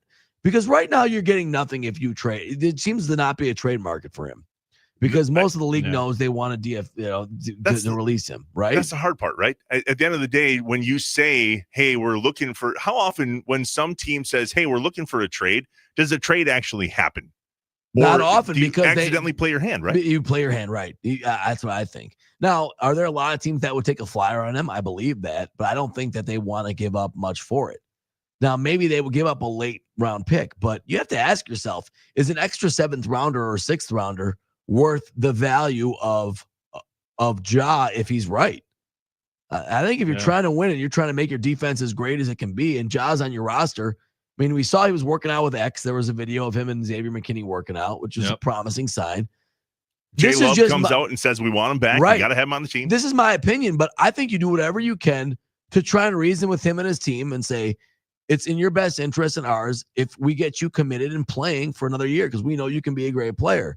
There are some fans that just get so tired of a guy's inconsistency and not availability that they get emotionally frustrated with him, and the feelings are always, you know how it is. We'll just let him go. Don't even deal with it anymore.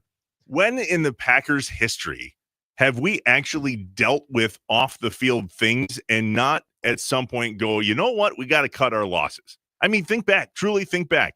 Whether it's Favre at the end, who said he was going to retire for 5 years in a row, and it was like 8 times per year, or Rodgers with the whole, I should have a voice and all this stuff. I mean, Jaire is right there, and there's been more. But at any point, do we just not have to go, time to move on? Yeah, I mean, remember when Martellus Bennett had the same issue and was complaining about Doc McKenzie? Yeah. Maybe he was more vocal about it. You're right, Trevor, but can any of these guys, we forget the impact Doc can make when he's playing well on the field. I mean, I think it changes your entire defense. He's a really good player. That's the tempting part for me. It was the same with Bakhtiari. When there was this uncertainty and trying to get Bakhtiari healthy and he couldn't get healthy, he'd play the one game, had the knee drained, couldn't get back. There was always this hope that he would. It's because the juice was worth the squeeze in that effort. If he's playing and healthy, Bakhtiari is the best left tackle in football. I think that is the issue there. Nicolay Law talking text line 877-794-1973. What say you? Kyle in Tosa says the value in trading Ja is cap savings, not an extra 7th round pick. Dude, I disagree. Goody is going into this draft with as few draft picks as he's had in a lot of years. And I think if we can dump, for lack of better terms, Jaire Alexander for a draft pick this year, it's cake and eat it too. We get to save some cap money and grab a draft pick, and we're moving on from somebody that is a concern. And I just don't think that they want to do a concern with a player like that in such a prominent position for 3 years in a row. Isn't it too late to get advantage of cap savings too? Yeah, with free agency, basically, like all the top guys in free agency are gone. There's roster bonuses and stuff like that though coming up, league year stuff, workout stuff. I mean, you might recall he's a highly incentivized individual to do some of these things on purpose because it's hard to get him to do some of these things, and it is what it is in the end. It's Trevor Thomas with the Inside Wisconsin Show, filling in for Billy on No BS. We got to talk about who the Packers are going to take, or are they not going to take in the draft in Green Bay. You guys, this is an unreal opportunity for people that live here in Wisconsin within driving distance. You got to come. We'll talk about that next. No BS on the game.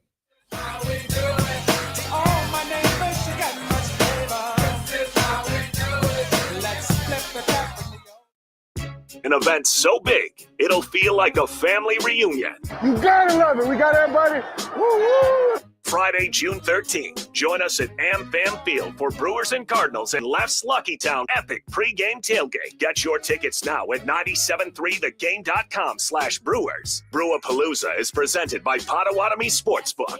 Bet above the rest. Shipping theft, fraud, corruption. Criminals never rest. Luckily, neither does Packer Freight. Packer Freight protects your shipments by fighting high risks with an arsenal of high-tech tools. Their hard-hitting strategies add layers of defense by verifying carrier identities, extending real-time visibility into truck movements, and tracking assets with sensors and AI-powered insights, all backed by ruthless vigilance.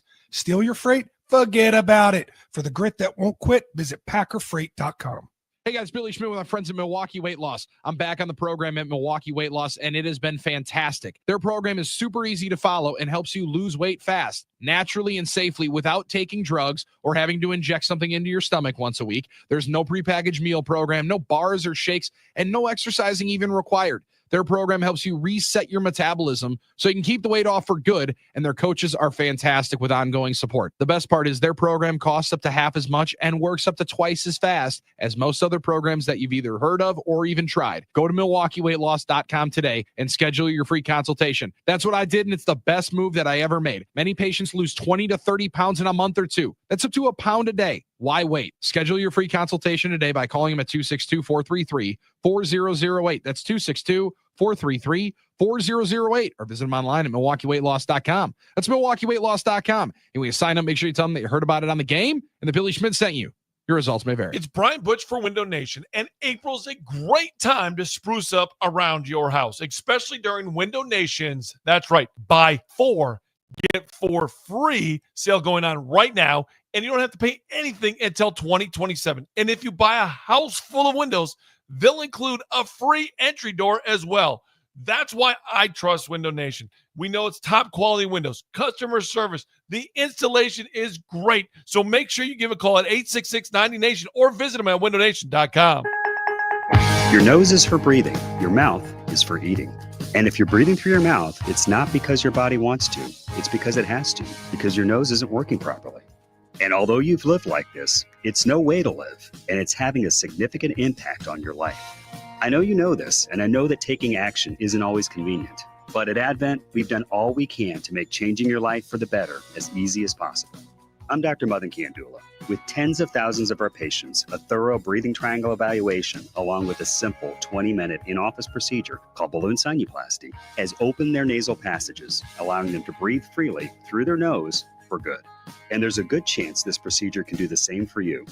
We'll help you breathe through your nose again, and it will change your life. Go to adventknows.com to schedule your appointment, because Advent knows when you breathe well, you live better.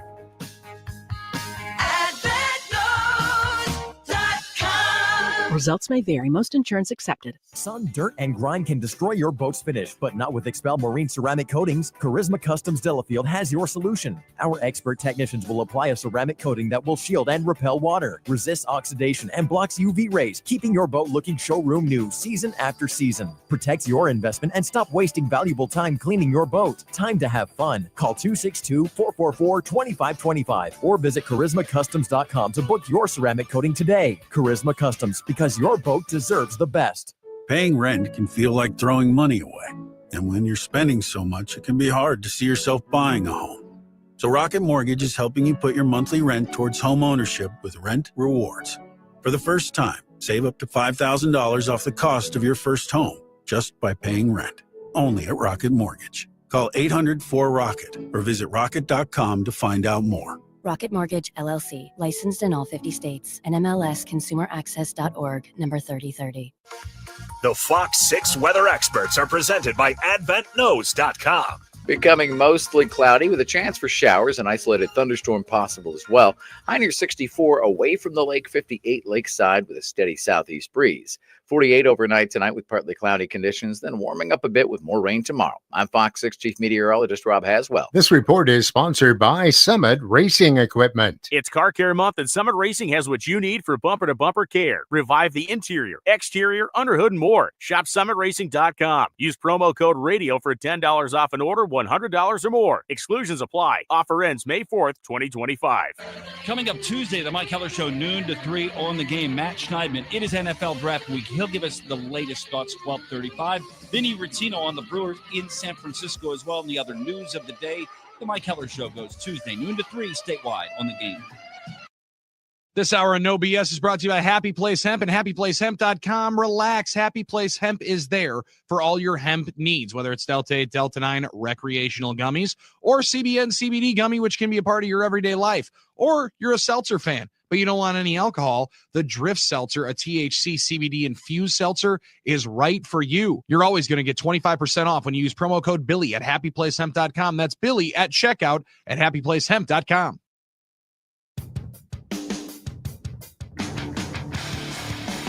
All right, here's your chance to win some bonus bucks. Win $1,000 by entering this nationwide keyword. Enter WIN. That's WIN now at 973thegame.com.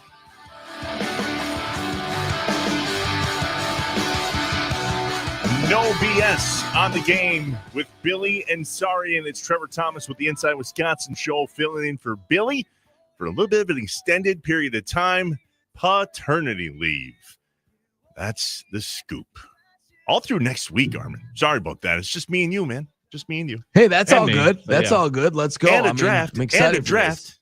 And we got some stuff. And a lot going on. Stuff. Yeah. The draft in Green Bay is an incredible sight. And I know that there's a lot of people that are navigating. I mean, Coach LaFleur even talked about it. He was navigating how to get in and out of work. At the end of the day, when Brian Butch came on this morning and goes, now that it's here, I'm jacked. So is Aaron Nagler. I had him on the Inside Wisconsin show for our next episode that lands on Thursday. It's him and Matt Schneidman. It's our annual Packers draft preview. As a kid that is used to the old metal facade Lambeau, pretty cool for Nags to see what's going on. To think that that building and that kind of footprint is now going to host the, biggest event outside of the Super Bowl that the NFL puts on. If you had told me as a kid, riding my bike around Lambeau Field back in the day, no way. What's so fascinating to me is you talk to anybody associated with the event. The NFL has got it down pretty good as far as city to city. They know what to expect. Oh, here's the footprint. Here's how it's going to work. We know, etc. And they put it like, whether it's been Kansas City, Detroit, Nashville, Chicago, they've known what to do and it's worked, right? There's something to this particular event in Green Bay, Wisconsin that feels both very special and a little, we'll see what happens. We'll see what happens because it's in the middle of a neighborhood and all of the parking that is the Lambeau Field parking lot is now the footprint. The tents are up. The lights are there. The stage is there. The only thing we got to manage at this point is how you're going to get there and where you're going to park. And everything that you need to know for that is on the NFL One Pass app. Get it downloaded. You cannot get into that draft footprint that we're talking about unless you have yourself registered on the NFL One Pass app. You'll get a little QR code. It's funny. I know we have a ton of work to do during this draft. I mean, we're not only on the air now, but then we head to the Packers Radio Network and do some stuff. We're bouncing all over the place. And I messaged my wife yesterday and said, hey, I just realized that I have the NFL One Pass app, but I'm not going to be with you when you and the rest of us kind of land on that. So why don't you go ahead and get that downloaded? Whoopsies. Probably shouldn't have doubted her. She took a screenshot and sent it to me, and she goes, you mean this one? You mean the one that I've already got downloaded and I'm completely ready and stop doubting me? Yeah, that's the one. Sorry, Amanda. What about you? Are you ready? Download the NFL One Pass app right now. You're going to need it to get in. And this is a well-oiled machine, to what Aaron Nagler said from She Said TV. This thing is well-oiled, and you're not going to get in unless you have that app downloaded. So do it now, the NFL One Pass app. By the way, draft coverage presented by Pep's Draft House Pizza. Make your house a draft house. We're going to talk next hour about who the Packers may take, who they may not take. We mentioned that Matt Schneidman's coming on the Inside Wisconsin show. He believes that it might be a receiver. Believe it or not. Aaron Nagler, not so much. Armin, what do you say, man? Is this the year that they're finally going to take a receiver in the first round? And by the way, I am so sick. I kind of want it to happen just so we don't have to talk about it anymore. And this is like, how many times am I going to hope for that, brand new car under the tree before I realize it's just not coming? So I don't know. I'm really kind of like you. I'm waiting. It's like when it finally happens, I'll believe when I see it. But in reality, I think it's going to be the same things we always look for: a corner, defensive end, the nuts and bolts, the vegetables. We're not looking for junk food. We're going to get vegetables. That's just the way I feel about it. So I don't think it's going to be that. Because every year we say this has got to be the year. This has got to be the year, and it never is. So, no, I don't think so. Like, it's possible, of course, but I just don't think it's going to happen. I can't say I really believe it's going to happen. You know who probably doesn't want this to be the year that they draft a wide receiver? Javon Walker. Because we keep on talking about Javon Walker every single year because he was the last time the Packers took one in the first round. And, I mean, his Packers career, he did make the Pro Bowl in 2004, but by and large – didn't do that much outside of that year. I'd say he panned out for a while. I mean, he was a star receiver for a couple of years for the Packers. It just didn't last that long. I mean, he had he had 3 seasons where he started 3 games or less. And then 2004, he started 12 games, made the Pro Bowl, had a really good season with 89 receptions. But yeah, outside of that, it was not big seasons for Javon Walker, but still every single year draft time we're talking about Javon Walker. Last time Packers took a wide receiver in the first round. No, he had a couple really good years, then went on, and that was it. It wasn't a long, but you're right. We keep his name alive because of that. That's true. Yeah. So that we keep his name alive. That's valid. Well, we'll see how it has to shake out. I'm excited for some conversations we're having next hour, guys. Doug Russell at the top of the hour with another sports update, and then we're going to have a conversation with an orthopedic surgeon from Amplify Health. His name is Dr. Danny Lichty. I'm curious what goes into these pre-draft physicals. There's a lot of conversation about the draft, and I think a lot of it's repetitive. Who are they going to pick? Where's the trade going to be? Right. So on and so forth. I want to know what happens before all that goes down. What is it like when these guys make visits? We're not going to break any HIPAA laws by any means, but here's a guy, Dr. Lichty, that's done this at the NFL level, at the NHL level, at the college level. What are we looking for? Are we testing? You know what? Here's my question. How do you test a hamstring? How do you test one? Because I don't think we have that part down quite yet on how to judge a hamstring. It'll be interesting to hear what all goes into it. So much conversation around the NFL draft here in Green Bay, and I am here for it. I know you guys are here for it. If you are second guessing whether you're coming to Green Bay for the NFL draft, don't. You've been to a game. This is a game on steroids, and they have it figured out. You got to get up here, make your arrangements right now, and you might want to grab a raincoat. Not a lot of raincoat, not the whole time. Just it's going to be possibly a little wet. Stampy talked about that on Zabin Butch this morning. I see what you're doing. You're reverse jinxing the rain. That's a good work by you. Yeah. Yeah. It's just, it ain't going to rain. It is no BS on the game. It's Trevor Thomas from the Inside Wisconsin Show filling in for Billy. Doug Russell next. Keep it here.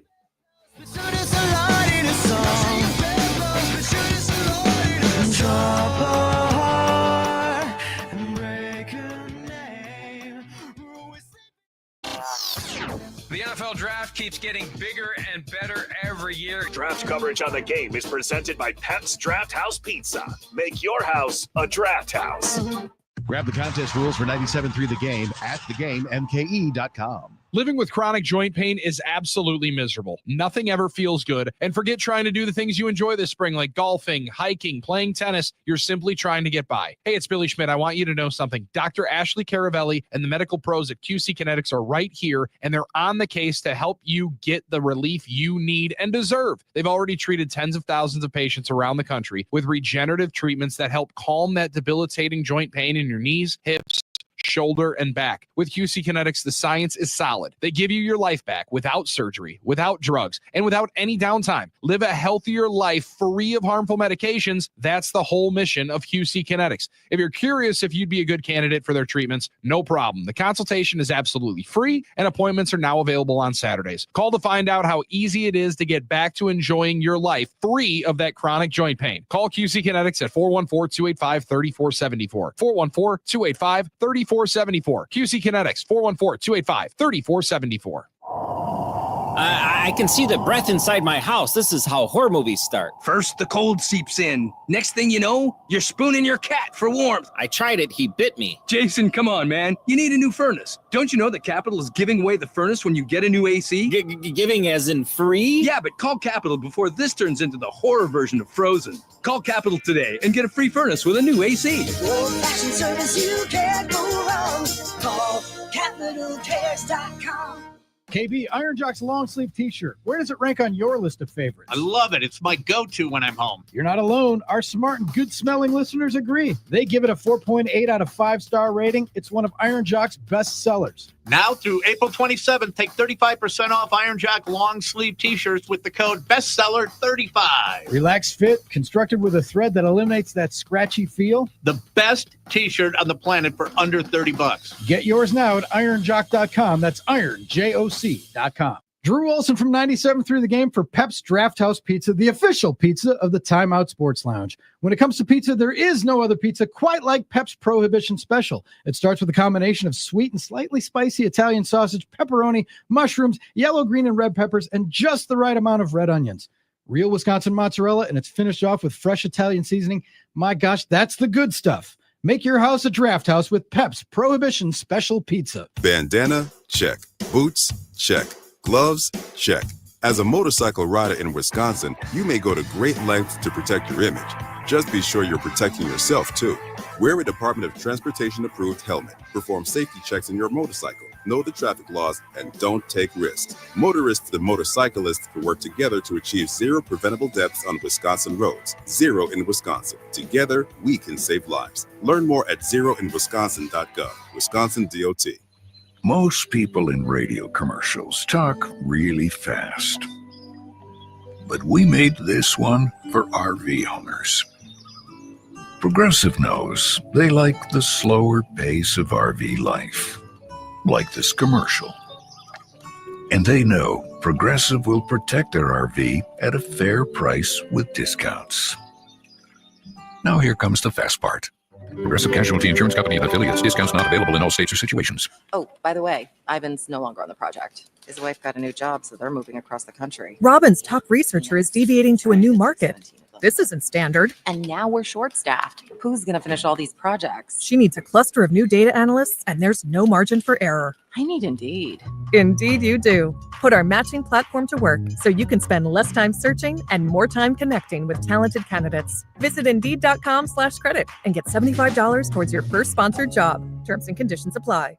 All right, when it comes to getting life insurance for your family, a lot of excuses can get in the way. But ask yourself this: if something were to happen to me, who would pay the mortgage, the kids' education, and the other bills? Then forget the excuses and check out Ethos Life, the online, easy way to get life insurance in 10 minutes. Ethos has rates that you can afford, like a $500,000 policy for a 40-year-old male starting at $1 a day or $30 a month, with a few health questions and no medical exam. Get your free quote right now at checkethos.com. That's checkethos.com. Not available in all states.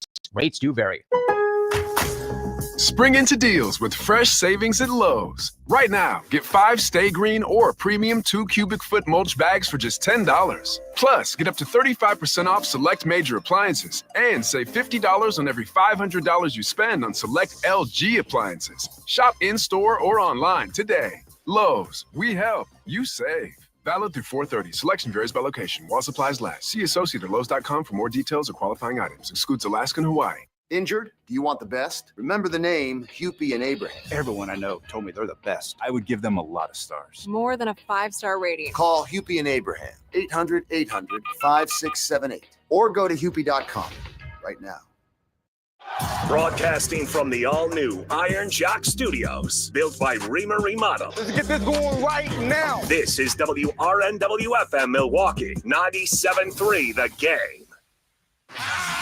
There is no BS with Screamin' Sicilian Premium Craft Frozen Pizza. Find it in your local grocer's freezer and taste what all the screaming is about. Drop it. He's very knowledgeable, very intelligent guy, very personable guy. Here's Doug Russell. All right, tonight it's the return of Dame to the Bucks lineup for Game 2 of their NBA playoff series with the Pacers. Damian Lillard, of course, has been out for over a month with a blood clot in his leg, but he says he's ready to go. He's ready to tap in. Yeah, they're going to need him, but it won't matter if they don't get more physical tonight. I mean, when you can't figure out who's guarding the guy in the pick and roll, that means you're not very physical. I didn't think we got into the ball at all. I thought Halliburton went wherever he wanted the entire game, all of them. Like, we didn't meet the necessary needs of a playoff game, physicality. That's number one. We just didn't meet the need. And that's on me. That's on everyone. We have to meet that need. Hard to argue with them. Great point. I mean, there's a lot of people that always consternate about X's and O's in these situations, especially with Doc. He's a lightning rod for that. But a lot of times it's the Jimmies and Joes. Like, you have to play better. Like, it's not just enough to have a different X and O. It's like, I know this team can play better. I know they can do it. They can shoot better. They can defend better. And I think hopefully they'll do it tonight. I mean, that's the goal. That's the hope. Hope it's not a strategy, but it is if you're a fan. So. I stumbled upon an article early this morning from the Pacers side of things previewing tonight's game. Yeah. And they were quite confident that things were going to remain the same. Mm-hmm. I just refreshed it. Turns out, not so confident anymore with Dame coming back now. Sounds a little different. I mean, they should be. You dominated game one like that at home. You think you're unstoppable. You think you had the code unlocked for this series, and you think your team will coast home to victory and waltz to the second round. I understand it. Listen, we were on the other side of it last year. The Bucks dominated game one. Yeah. Dame had a dominant game even without Giannis. I'm like, man, this team, we're going to dominate this team. How'd that turn out? Exactly. So obviously Dame was banged up, didn't have Giannis. Things changed, but these series change so much. I mean, the Knicks figured it out right against Detroit until they didn't last night. So Detroit's got the split. A million examples of that. It's a living, breathing organism, this series. Every series is. I like that. I may use that. I may steal that. Tip-off tonight is at 6 o'clock in downtown Indianapolis. To baseball, maybe you stayed up late for it. If you did, sorry. Hit towards the gap. On the move is Adames. The ball rose up against the wall. Adames is going to score. Lead a third with a triple. Yeah, you hear a Willie Adames highlight. Oh, then you. Not the same. Yeah. The Giants beat the Brewers 5-2. Game 2 is tonight. He scored on that from first, by the way. He's a good ball player. He's quick. Yeah, He's still got it. Fastball. He's still got it. He's still good. They should pay him a lot of money. Jose Quintana will pitch against Jordan Hicks tonight, starting at 8:45. Craig Yoho made his major league debut. Caleb Durbin with his first major league home run. Those are all positives. They are. It's amazing. Polish the you know what. And Giants are good. It's amazing to think. It's easy to get lost with the Padres and the Dodgers. How good the Giants are too. The NL West is crazy. This might be one of the best divisions that I ever remember, Dave. This is like a lot of money Dodgers, in that division, Giants, Diamondbacks, all have incredible records. A lot of money in that division. And then the Rockies, who exist. Then there's Colorado. They got uniforms and everything. They exist. Barely. But the NL West is absolutely crazy. Dodgers are really. Padres are in first place. Oh, maybe it's tied now. The long season. Yeah. Brewers are on their longest road trip of the year, at least one of them. Yep. 9 games, starting out in San Francisco. Then where do they head? St. Louis, and then Chicago against the White Sox. 9 games. How many do they need to win in order for this to be a successful road trip? You got the White Sox in there, so you've got to win it. You've got to win that. That's series. the thing. Yeah. You have to consider that. I won't be as upset losing the Giants series as I would a White Sox series. Sure. So I'd say you've got to win at least 4, but 5 would be great. I also expected them to blank the Athletics and not take 2 out of 3 there. So if you lose one of the White Sox, maybe you can get away with winning 4 or 5, like you said, but at least make yourselves look good right before you come back to Milwaukee. But that's the thing. That's baseball, right? The A's, I think people assume are terrible just because of their situation. They got talent. And they've been good on the road. Yeah. And the years, the Brewers, like when the Brewers lost to the A's, was it last year or 2 year ago? I can't remember. Last year. Ago. Yeah. 2 years ago when we thought they should play better. So you just really never know. The Brewers could come up and score 10 runs tonight in San Francisco. Baseball's a funny game. Yeah, it's just the way it is. The White Sox have to win sometimes, so. Well, do they? But do they? Do they? For Armin's bet, they do. Oh, yeah, right. Fair enough. It is draft week. A couple of hours ago, Zabe and Drew had on Packers head coach Matt LaFleur. What's the process like when you get a guy in and he's a Packer? How does he win you over? How long does it take a guy for you to say, I like that guy? Or you're not fooled by guys having a couple of good reps like we are. I would say the draft, especially draft day, there's certainly guys that you fall in love with throughout the process, and it breaks your heart when you see them get taken off the board and taken by somebody else. But I just think you got to be careful because there's been guys that I've loved that haven't panned out and vice versa. There's been guys that you're not super excited about, but then when you get around them and see them work on a daily basis. And really, ultimately, that's what it comes down to. And like I tell our guys all the time, I don't really care how you got here. All I care about is what you do when you are here. So we'll hear a lot of that coming up. Who's going to break their heart this year? Is there somebody on the board in the first round that we think they really have earmarked that they hope falls to them? And if they don't, it's going to break their heart? To me, that's Matthew Golden. A couple of years ago it was Justin Jefferson, but I didn't think that he was going to slide to number 24, but that's the guy who I wanted. That's a great point. And that's really the main question that everyone wants to know is, well, who are the guys you love? Because that's the information we'll never know. Sure. We'll never see their draft boards. We'll never know if they fall in love with multiple players just because you watch them so much and you say, I wish I could have all these guys. Sure. And I mean, I'd love Emeka Ibuka to slide to the second round, but I don't think that's going to happen either. Absolutely. I'd love to get first rounder for Ja, but we're not going to. Right. Matt Schneidman is coming on the Inside Wisconsin show on Thursday for our Packers draft preview. He had a lot to say about a particular receiver that's potentially going to be available in the first round, but the Packers got to trade up. Year after year now, it's just, okay, well, it hasn't happened. It's not going to. I'll believe it when it does. But I think there's a legitimate chance this year. You have to have, obviously, the draft board and the strengths of the position group in this year's draft class match up with need. And, the Packers' two, I would say, primary needs in this draft are a pass rusher, whether that's on the edge or interior, and wide receiver. The ESPN report that came out that Brian Gutekunst was the only GM at Tetaroa McMillan's private workout in Arizona. So, I mean, if they trade up for a wide receiver, that draft crowd is going to go berserk. And there's a lot of conversation about his interview yesterday that didn't play his hand. He did a little bit last year and talked a lot about Cooper DeJean, and then they didn't end up taking him. Yesterday, he did not talk much about McMillan. Is that a sign?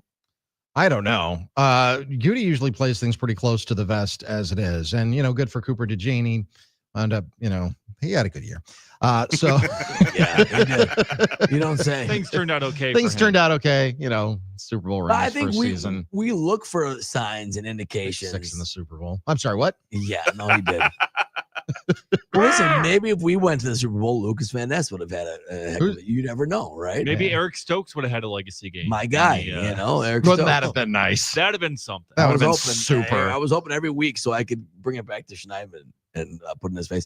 No, I don't know. I think we look for indications. We look for any clue we have because I think we're just anxious for this thing to start. And I think that's the reality of this week. We're anxious for the draft to start. We're anxious for these names to finally get read. Yeah. And until we do, we're just going to find any little morsel of hope, or not hope's the wrong word, any little morsel of indicator that we might know what's going on. And I think the Packers need to hit in the first round because if you look historically at them over the last decade, they really haven't. And you look at the teams that are ahead of them, specifically in the NFC. We just mentioned one, the Philadelphia Eagles. They've drafted exceptionally well. The Packers just, it's not even an opinion. It's just math. And we've talked about this as well. Hitting in the first round. Like, what does that mean to you guys? Like, so for instance, Trevor, you think about a guy like Nick Perry, who eventually did have a good year as a first rounder. Is that enough? No. Here than a cut. That's not enough, right? But he hit more, quote unquote, than Harrell or Dayton Jones. If like, you're there's trading, a lot of gray area there. When you set the bar that low, right? But unfortunately, Derek Sherrod low, exactly. There's going to be those type of guys, right? But does it have to be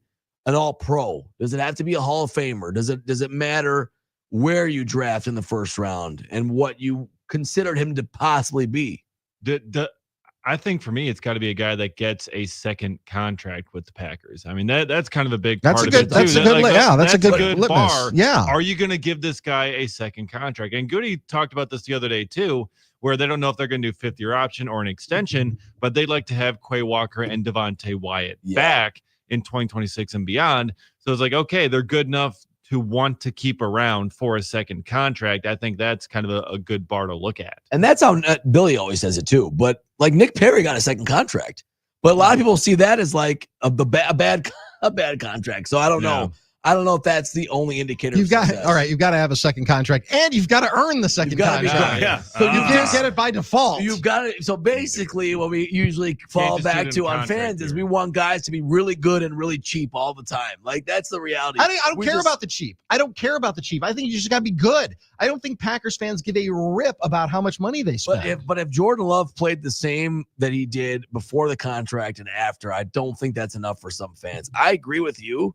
Performance is performance. The contract's just the market, so I don't even care. Yeah. But I think people consider money and performance together. I don't know how you feel about that, Trevor, but I think a lot of fans do. Money talks, and so does performance. I think if you perform, look at the wide receiver room right now, right? Mm-hmm. Romeo decides not to show up for a second because he feels a little slighted, and it's money, and it's also playing time. And I think that's why Schneidman says that if they trade up to take a receiver in the first round, the draft thing, whether it's the theater or the parking lot or all the fans, will come unglued in the best way possible. Is there a chance, though, that they come unglued for a different reason if the Packers trade out of the first round? Because Goody just doesn't have as many picks as he likes to have, and he knows that he's going to be able to get a lot more, and he's decent at finding talent in rounds 2, 3, and 4. Does that happen? I mean, anything's possible. I mean, Could it happen? Absolutely. Yeah. Of course it could happen. I mean, I remember when Ted was the general manager and he never traded out and he never traded up, I guess I should say. He would trade down, but he would never trade up, and especially to get another first rounder. But I remember, and I've told the story a million times, but it just always sticks in my mind, the 2009 NFL draft. We're all sitting in the media cafeteria after the Packers selected B.J. Raji at number 9. Right. And we're just watching the rest of the draft, having our spaghetti. Thinking it's over. Thinking the night is pretty much over, or at least we've got some time before hit the buffet and relax. We've done our job. Deadline. The next thing you know, then they trade into number 26, and the Packers are on the clock. It turned out to be the Clay Matthews draft choice, and you've never seen spaghetti fly with a bunch of fat writers and reporters trying to get downstairs into the media auditorium that you've ever seen in your entire life. So can it happen? Absolutely, it can happen. But I think the Packers, I agree with Matt. I think that they really need a wide receiver. Yeah, they need an edge. Everybody needs an edge. Everybody needs an interior pass rusher as well. I get all that. They need a cornerback too. Their number one priority for me is wide receiver because they didn't address it in the offseason. Now, there were guys that were out there, and the thought that DK Metcalf, he wanted to play in Miami. He wanted to play in a warm weather city. Well, he wound up in Pittsburgh. So was that a missed opportunity? Devontae Adams had said on Kay Adams' show a couple of times that he would intimate, and I'm paraphrasing, that he would be open to a reunion in Green Bay. Obviously, that didn't happen. Maybe he just wanted to play in Los Angeles. That's possible. Maybe the Packers never had an opportunity to even bring him in. But there were a couple of guys out there that were identified that would be good fits in Green Bay for a young quarterback who really didn't have that number one guy last year. When Josh Jacobs was in New Orleans telling these guys that that's what the number one need of the offense was, he wasn't wrong. And he kept doubling down on it. Jordan Love needs that one guy. Maybe Aaron Rodgers didn't as much, but he also had Devontae Adams. He also was able to spread the ball around when he wanted to. And that was the frustrating thing about Aaron. Didn't always want to. Sometimes he would just go to Devontae, but when Devontae wasn't there, the Packers had a better record. I'm not saying that's Devontae Adams being off of the Packers made the Packers a better team. I think it made Aaron Rodgers perhaps a better quarterback, as great as Devontae was. But I think that Jordan Love at this stage of his career needs that guy, and he doesn't have it right now. Devontae Adams made Rodgers a better quarterback until he didn't. When Devontae was ultimately shipped off, I remember saying, I wonder who Rodgers is going to try to force the ball to now. Alan Lazard. Yeah, how'd that work out? Which is hard when you have a guy as talented as Devontae. Brett had the same problem with Sterling because he's always open. But so Brett, why wouldn't Brett you became a better quarterback when he left? But he also had a bunch of guys that were catching balls and stuff like Antonio that. Freeman, Robert But Brooks. it wasn't Sterling's fault and Devontae's fault. They were always open and catching balls and scoring. They turned him into Hall of Famers. That's my point. So I know what you mean about the offense being more healthy in a lot of ways, but in some ways you don't have the guaranteed production. Does the number one receiver exist because he exists, or is he created, or does he become that? I mean, Robert Brooks became that. Freeman became that. Jennings, all these guys. I think there was a hope that Watson or Dobbs or Jaden Reed would just kind of slide into that role and become the top production guy, which eventually becomes a quote number one guy. Well, it also took Devontae a couple of years though as well, and he was a second round pick. And when he was drafted, he's behind three guys. He was behind three guys. Had a case of the dropsies for the first couple of years of his career, and then turned into the Devontae Adams that he became. Because his talent became that. But did people look at him saying, this guy's talented enough to walk in as the number one guy? Or was it because he got better and better and he's produced more and he played more? Just like Dontavian Wicks, for some people's eyes, could be that guy if he was more consistent and caught balls because he's athletic, he gets open, and he's available to catch balls. Did you see what Devontae said recently about, I'm ready to reset. I want to make sure I'm not the problem. Yeah. I mean...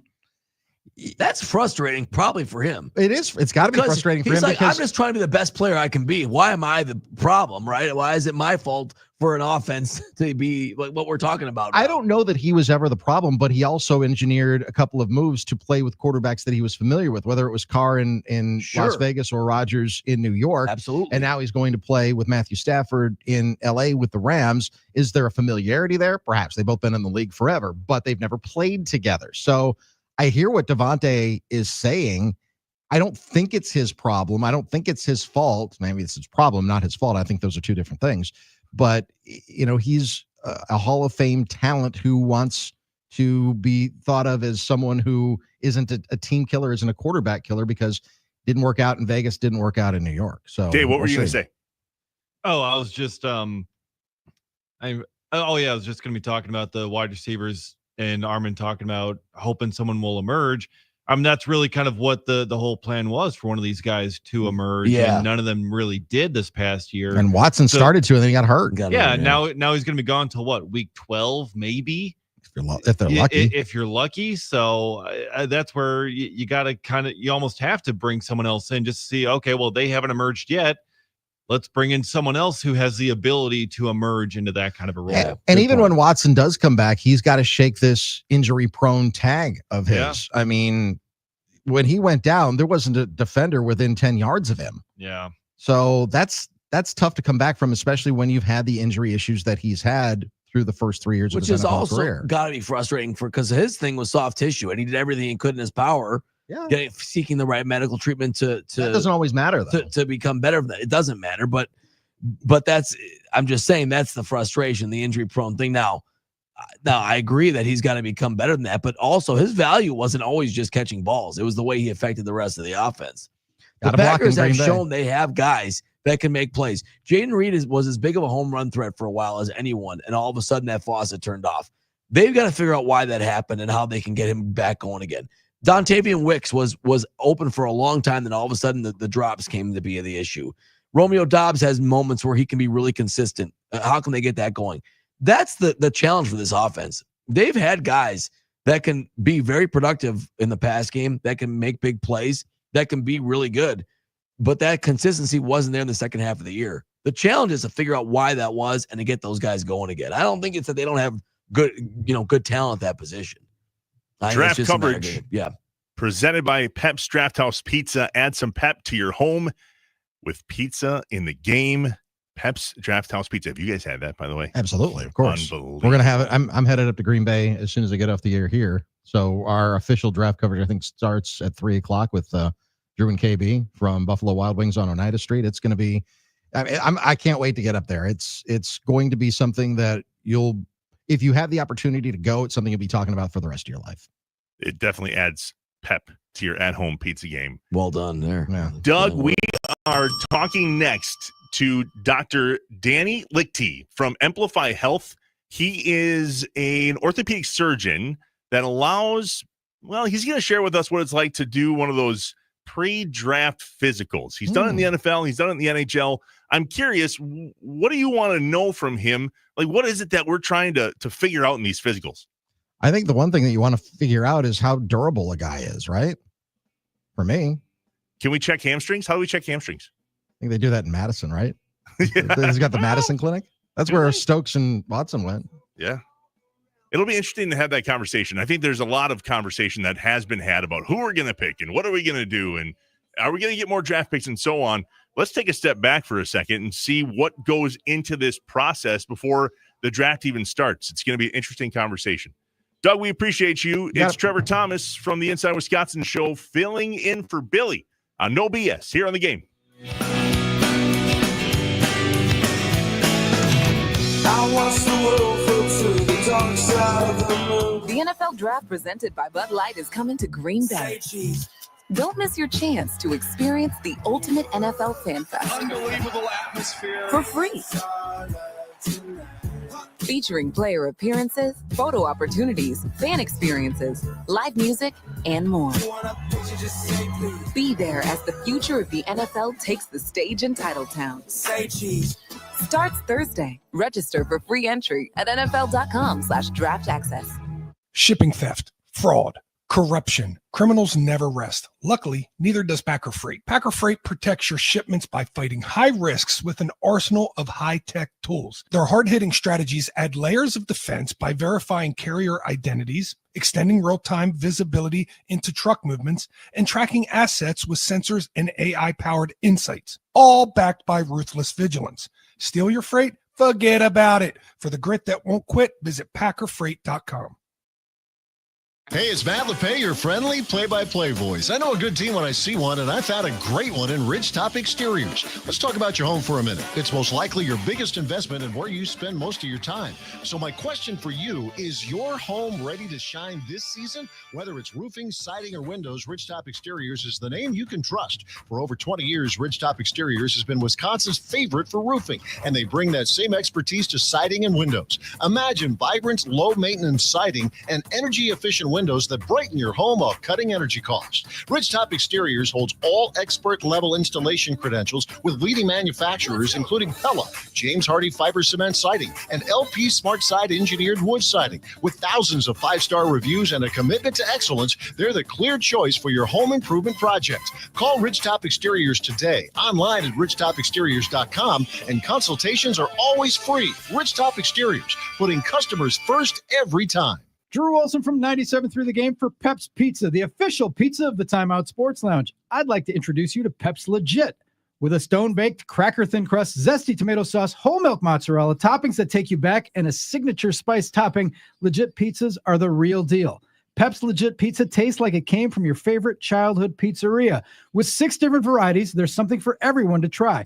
My personal favorite, the Legit Supreme, featuring mozzarella from Wisconsin, cup and char pepperoni, Chicago-made Italian sausage, mushrooms, onions, peppers, black olives, and Parmesan. Now that's legit. Try a Pep's Legit today. Hey, it's Armin, and I have to tell you, I could not be happier with our new 97.3 The Game broadcast studio built by Reamer Remodel. It's been a game changer, all thanks to the Reamer Remodel team. RIEMER remodel.com. Wax is dead. At Charisma Customs, our ceramic coating packages actually works and protects your paint, giving your vehicle a mirror-like shine. Our ceramic coatings have superior defense against dirt, grime, road salt, bugs, and UV rays. With several packages and options, we have a solution right for you. The ease of washing and maintenance, plus your paint will look amazing for many years. Book your ceramic coating today at Charisma Customs in Delafield. Call 262-444-2525 or visit charismacustoms.com. Shine, protect, drive with confidence. Modern laminate is an indistinguishable from hardwood,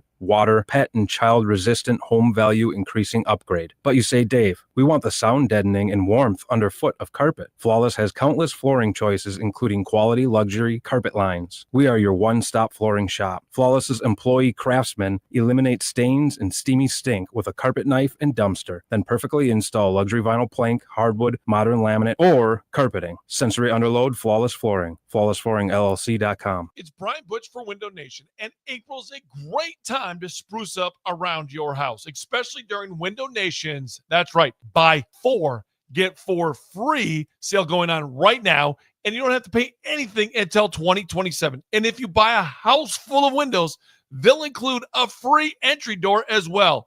That's why I trust Window Nation. We know it's top quality windows, customer service. The installation is great. So make sure you give a call at 866-90NATION or visit them at windownation.com. Shopping with your parents can be embarrassing. Why would they sell jeans with holes in them? I'm going to speak to the manager. Mom! That hoodie is giving. You should get it. YOLO. Thanks to the Chase mobile app, your kid can shop independently while you keep an eye on their spending. So you can go from we can be twinsies to how was shopping? Saw you stayed on budget. Thanks, Mom. Freedom for kids, control for parents. That's family banking from Chase. Account subject to approval. Chase mobile app is available for select mobile devices. Message and data rates may apply. JP Morgan Chase Bank N.A. member FDIC. All right, when it comes to getting life insurance for your family, a lot of excuses can get in the way. But ask yourself this: if something were to happen to me, who would pay the mortgage, the kids' education, and the other bills? Then forget the excuses and check out Ethos Life, the online, easy way to get life insurance in 10 minutes. Ethos has rates that you can afford, like a $500,000 policy for a 40-year-old male starting at $1 a day or $30 a month with a few health questions and no medical exam. Get your free quote right now at checkethos.com. That's checkethos.com. Not available in all states. Rates do vary. Spring into deals with fresh savings at Lowe's. Right now, get 5 Stay Green or premium 2 cubic foot mulch bags for just $10. Plus, get up to 35% off select major appliances and save $50 on every $500 you spend on select LG appliances. Shop in-store or online today. Lowe's, we help, you save. Valid through 4/30. Selection varies by location. While supplies last. See associate or Lowe's.com for more details or qualifying items. Excludes Alaska and Hawaii. Tariffs and your money, but we just offered our thoughts on the most recent episode of the How to Money podcast. Let's say you do live in a state that gives you a tax break on $529. That's great, but don't invest those dollars once you put them in. We're all about investing in a 529 plan. Typically, right? You want that tax advantage money to grow, but as you get close to needing to spend the money, de-risking is crucial. In uncertain financial times, How to Money is here to help. Open your free iHeartRadio app, search How to Money, and start listening today. The Game. Doctor, give me the news. I got a bad case of loving you. No pill's gonna cure my ill. I got a bad case of loving you. No BS. Back on the Game. It's Trevor Thomas with the Inside Wisconsin Show, filling in for Billy. And apparently filling in for Billy's Parlay of the Day, presented by Potawatomi Sportsbook. Armin, I apologize in advance. Oh, no problem. I'm no good at the betting. We need more time to find a winner anyway, so we'll do that next segment. Yep. Joining us now, Dr. Danny Lichty from Amplify Health. Dr. Lichty is an orthopedic surgeon that has a history and some experience on doing some of these pre-draft physicals. Dr. Lichty, thanks for joining us. We're super curious. kind of what goes into these physicals. So just without breaking any HIPAA laws, because you clearly know better than that, what goes into these things when these players come in? I know you've done it, the NFL, the NHL, some college. What really goes into this when they step into your door? Yeah, so thanks for having me. The job of any team physician, whether it be at the college or professional level, is to make sure that the athlete is as ready to step onto the field as possible. Specifically for the draft, what we're looking for is a head-to-toe evaluation, right from the get-go, and then talk to that player and then the organization from which they came, whether that's coming from college in the NFL draft, coming from a minor league baseball team, and looking at what that player's injury history is. And every little injury gets documented at some level, and we look at those things in depth with past MRIs, past surgeries, every little detail that we can.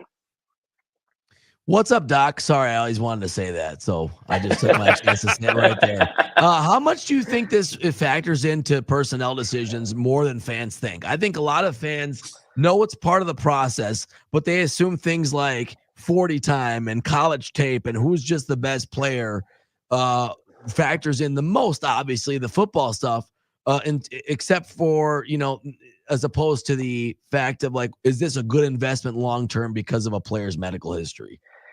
Oh, I think it's a significant factor when someone's had, especially a surgery. What does that player's joint look like? This may look good for 1 year, but is it going to hold up 4 and 5 years from now? And front offices want to know those things. When it comes down to it, though, you're not God. So how much do they take into consideration what you would report per se into, okay, some of this is going to be what it is, because you can't predict the future. I mean, you're not a weatherman. Right. They can predict the future, but maybe not so much in the medical field. So at what point do you have to give your best practice, if you will, your best guess, and then let them do their thing? That's really what it is. I mean, we have different players with the same injury with very different results in how the long-term outlook looks. Yeah. And so at the end of the day, what we do is we say, hey, this is our best guess based on what we're seeing. We submit that to the front office or the college organizations, and they're the ones that ultimately make the decision. But it's a shared process, and different organizations do things differently, but we're just one factor. Yeah, I mean, there's the well-known story, at least for me, was always when Ron Wolf's medical advice on Favre was that he had a hip condition that was degenerative and he wouldn't get many years out of him. But you can never really account for the variables in every player's body, right? And some guys develop differently. Some issues that you see indications for might not become an issue down the road, and that's just the unknown of the reality of a human body, isn't it? Yeah, absolutely. And I see this in everyday patients in my office, and I look at their knee and say, hey, this looks pretty good. And they're like saying, hey, I'm struggling to get by. And then I see another x-ray and say, well, how are you walking? And this person's running ultra marathons. And I'm like, well, I wish I could explain why, but everybody's different. And how hard is it to get inside someone's head on what they're really feeling in terms of pain tolerance? Trevor and I were talking earlier about Jaire Alexander, and the issue for Ja has been, in theory, it's been health and how healthy he feels, but there's always been a disconnect between the team and I think him about how healthy he is, or at least how healthy he says he is in terms of playing. And that's really tough for a profession like yours that tries to get everything, proper prognosis and proper analysis of the injury, but you can't get inside someone's head truly to know what they're feeling. Yeah, and that's when we as physicians lean on other partners of the medical staff. So he has an athletic training staff, strength and conditioning, that are there with him every day. How is he performing? How is he feeling? And it's really a shared decision. We're talking with Dr. Lichty from Amplify Health up here in Green Bay about what kind of goes into some of these physicals and these meetings, if you will, with a potential draft pick prior to a team deciding to pick them. Armin, you just mentioned that it's important that the draftee, or the patient in this case, is honest. I don't know about you guys. I'm not going to speak for you guys, but I'm 100% honest with my physician until he asks me how many beers I have a week. And then I'm like, I can't remember how many, was it 3 or 4? Something like that. I know everything else head to toe, but not that apparently. Memory, not so great. How dependent are you, Dr. Litti, on, you have a lot of things at your fingertips in terms of seeing MRIs you mentioned and x-rays and history, but at some level you kind of need them to be straight with you too, yeah?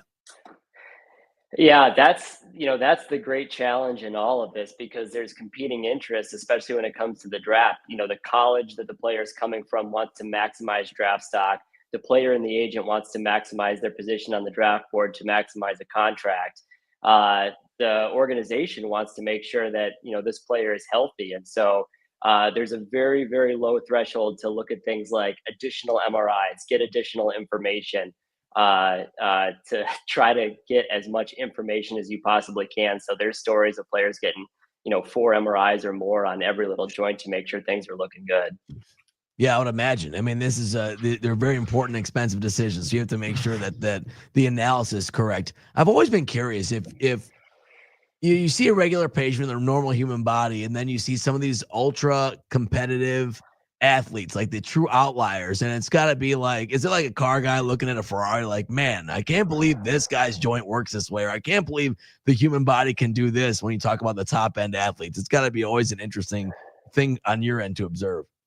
Yes, there are instances where I've taken care of some of these high level athletes doing things like, for instance, an ACL reconstruction, and say, wow, this person heals different and is made from something different. It's amazing how fast they recover and how they perform. Yeah. Okay, so what's the real recovery on an Achilles? Asking for a beer softball injury.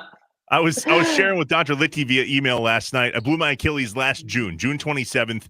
Had some surgery by Dr. Anderson down in Charlotte, and then saw Dr. Ruda and Dr. Ryan, but Dr. Ruda here in Green Bay, and then ended up having an infection. And for lack of better terms, Dr. Ruda over there at Amplify Titletown saved my life. I was 48 hours away from sepsis. Wow. There's a lot. Yeah, it was not good. I'll tell you that story a different day, or maybe tomorrow. But at the end of the day, some of these things you just can't see coming, right? Like whether it's a hamstring injury that the Packers seem to have a plague going on at Lambeau Field, or an Achilles popping. I mean, I might have had some signs, but I am not a professional athlete. I know that's a surprise. Oh, you're a big old boy, Trevor. I don't know. I shouldn't try to beat out a double play anymore. I'll put it that way. Beer League softball is 41 years old. I felt pretty responsible for us losing that game. Yeah, but you can't see some of that stuff coming. So are there things that kind of point you in the right direction on something like, I don't know, let's say an Achilles, for instance? I mean, you can go off things like, pre-existing pain and looking for signs, but, these players are getting world-class strength and conditioning to try to prevent these injuries because, as you said, the expensive asset that they are. And, at the end of the day, it is, the largest, fastest humans running at each other. And some of these things just happen. Yeah, I mean, really, that's what it is. Big collisions. And I always this term is used so much as a buzzword by sports fans and analysts that say this so-and-so is injury prone. Is that really a thing? I mean, is there any way to really tell if one player or one body is more prone to injuries just by the nature of how they are constructed? I don't know the right way to even say it.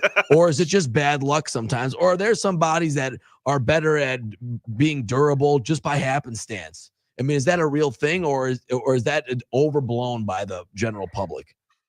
I'll be honest. I really don't know the answer to that. I mean, there's things that front offices looking at tapes where maybe players put themselves in risky situations more often trying to make a play.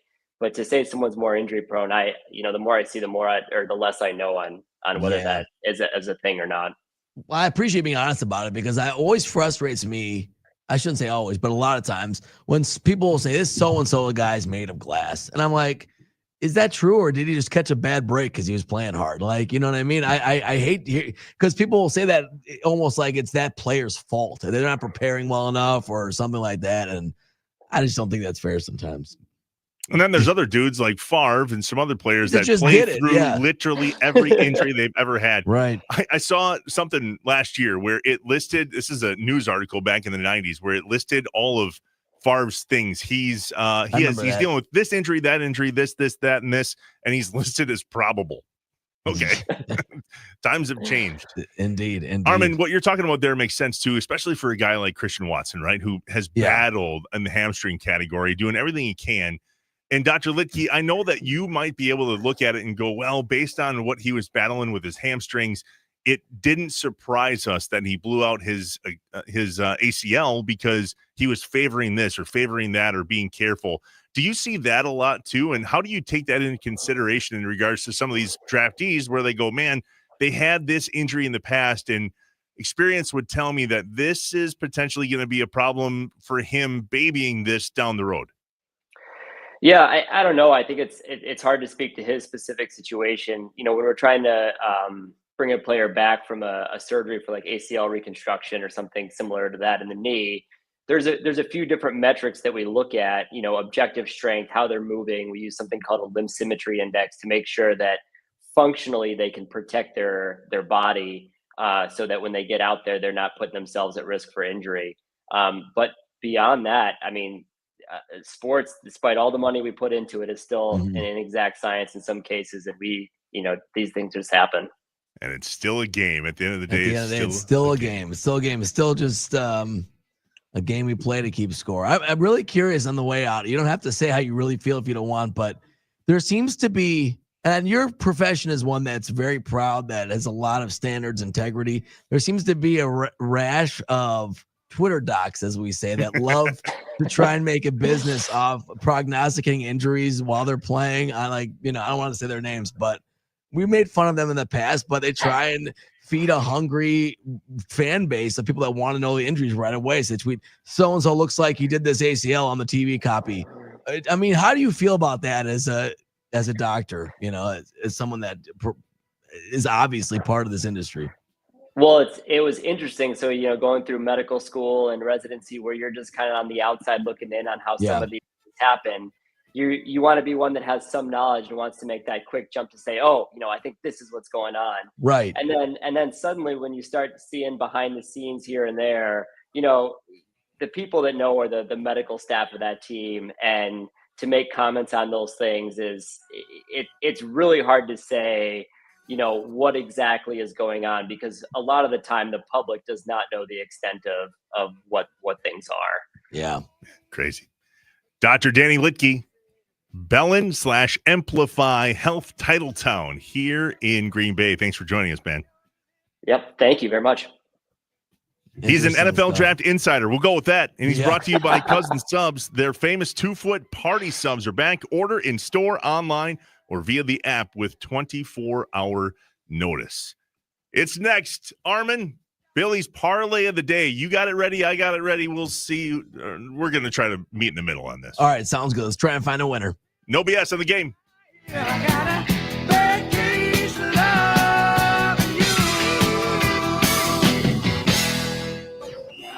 All this week, the game is live from Titletown, preparing you for the 2025 NFL Draft. On air and on the app, we'll have the latest Packers news and insight leading into Thursday's first round. The commissioner of the National Football League, Roger Goodell.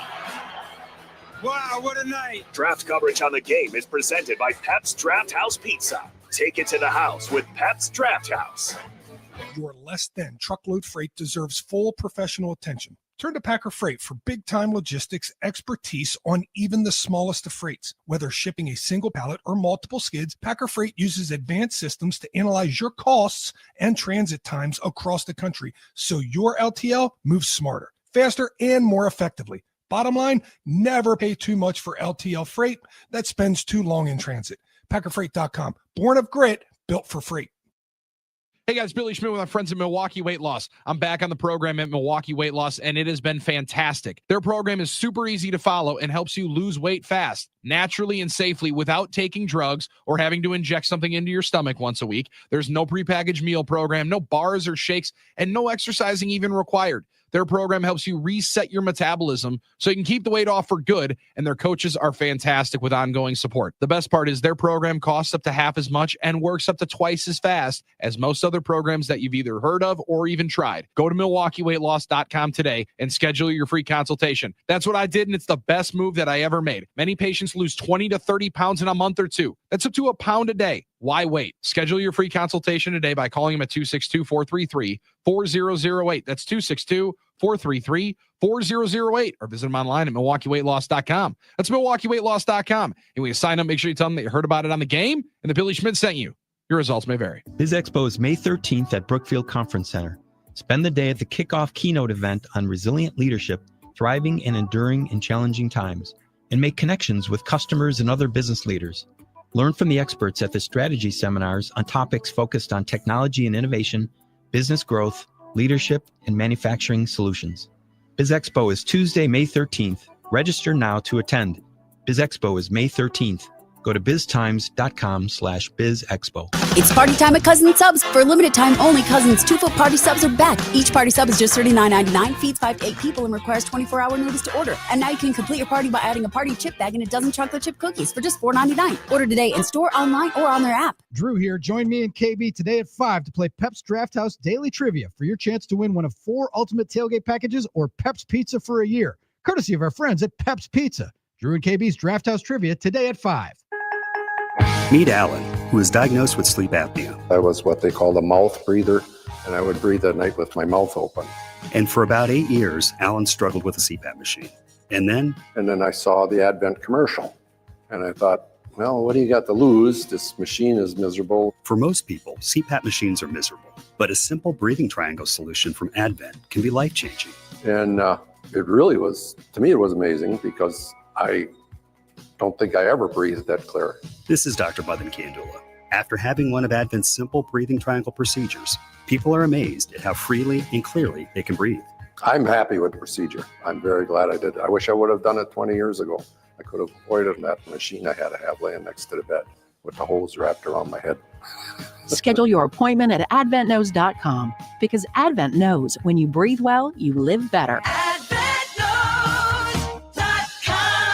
Results may vary. Most insurance accepted. Camping World is now open in Sturtevant, and we're throwing a party. Join us April 25th through the 27th during our grand opening block party. We'll have food, fun, and huge grand opening discounts on Wisconsin's best selection of new and used RVs. As part of America's #1 RV network, we have the largest selection of pre-owned RVs with new RVs for less than $5 a day. Don't miss the grand opening block party at Camping World in Sturtevant, April 25th through the 27th. Get all the details at campingworld.com/Sturtevant grand opening. All right. When it comes to getting life insurance for your family, a lot of excuses can get in the way. But ask yourself this: if something were to happen to me, who would pay the mortgage, the kids' education, and the other bills? Then forget the excuses and check out Ethos Life, the online, easy way to get life insurance in 10 minutes. Ethos has rates that you can afford, like a $500,000 policy for a 40-year-old male starting at $1 a day or $30 a month with a few health questions and no medical exam. Get your free quote right now at checkethos.com. That's checkethos.com. Not available in all states. Rates do vary. Spring into deals with fresh savings at Lowe's. Right now, get 5 Stay Green or premium 2 cubic foot mulch bags for just $10. Plus, get up to 35% off select major appliances and save $50 on every $500 you spend on select LG appliances. Shop in-store or online today. Lowe's, we help, you save. Valid through 4/30. Selection varies by location. While supplies last. See associate or Lowe's.com for more details or qualifying items. Excludes Alaska and Hawaii. The Fox 6 weather experts are presented by AdventKnows.com. Becoming mostly cloudy with a chance for showers and isolated thunderstorm possible as well. High near 64 away from the lake, 58 lakeside with a steady southeast breeze. 48 overnight tonight with partly cloudy conditions, then warming up a bit with more rain tomorrow. I'm Fox 6 Chief Meteorologist Rob Haswell. This report is sponsored by Lowe's. Lowe's knows how to help pros save. With the new My Lowe's Pro Rewards program, get exclusive member-only deals and volume discounts on eligible orders through a quote of $2,000 or more. Exclusions, more terms, and restrictions apply. Details at Lowe's.com/terms, subject to change. Coming up Tuesday, the Mike Keller Show, noon to 3 on the game. Matt Schneidman, it is NFL Draft Week. He'll give us the latest thoughts, 12:35. Vinny Rottino on the Brewers in San Francisco as well, and the other news of the day. The Mike Keller Show goes Tuesday, noon to 3, statewide on the game.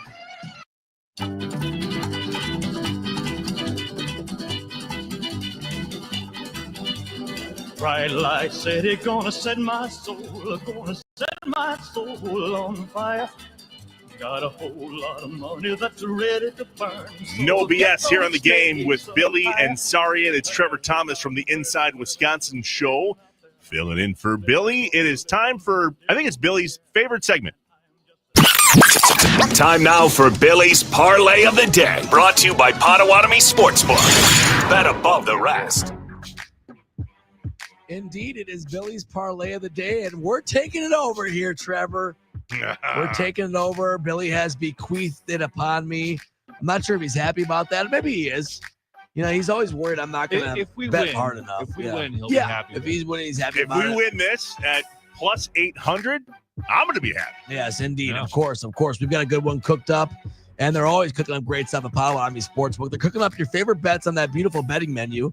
And, of course, you can eat on that beautiful food menu they have there, too, Mama's right there. Pancakes. Yes, Mama's Pancakes, one of many, many great things you can get on the menu there at Potawatomi Sportsbook. Delicious. A massive, massive curved digital screen to watch all your games. Beautiful recliners, tables. You can get all you want to do right down there at Potawatomi Sportsbook, one of our favorite places. And you can bet at the 96 kiosks they have there, or you can go up to one of their very friendly ticket writers, always smiling, always have them ready. Or you can do that bet builder. You just do the bet builder right there on your app. Go and scan it when you're there, and it's a quick, easy process. But I know you're not trying to get out of there. You're trying to hang out for a while, so why not? Go down to Potawatomi Sportsbook. And don't forget, Trevor, they still have their great shuttle deals going for the NFL draft. They have the hotel and shuttle package where you can get a one-night hotel stay and a shuttle ride to and from Green Bay for 2 guests at $600 a night. That includes $100 for word play per guest per night, $100 food and beverage gift card per night. That departs Potawatomi at 1 p.m. and leaves Green Bay by 11 p.m. to come back. You can get the link right there on their website, paysbig.com. They also have shuttle rides. You can just get a spot on the shuttle for $100 per person per day, plus $25 reward play. So they're going to have a lot of chances for you to enjoy the draft. Take the ride, let them drive. It's a lot of fun. I wish I was down there to jump on that bus. That sounds amazing. Right? What a good hookup there. So Potawatomi Sportsbook, making sure you have the great experience. Plus, you can come back and make your bets for the next day. They have a great betting menu right now, of course, for all the major sports, college, and the NFL draft. Everything you want to bet on. So they have those options. And now we're cooking up the parlay of the day. It's a big day for Billy, so we're trying to get him to remember a winner. We want a big, big winner, right? I mean, Billy, he's got his first-round draft coming in today, and, obviously the draft's coming up, but we're going to stick with the Bucs tonight. The Bucs got some good news, Trevor, right?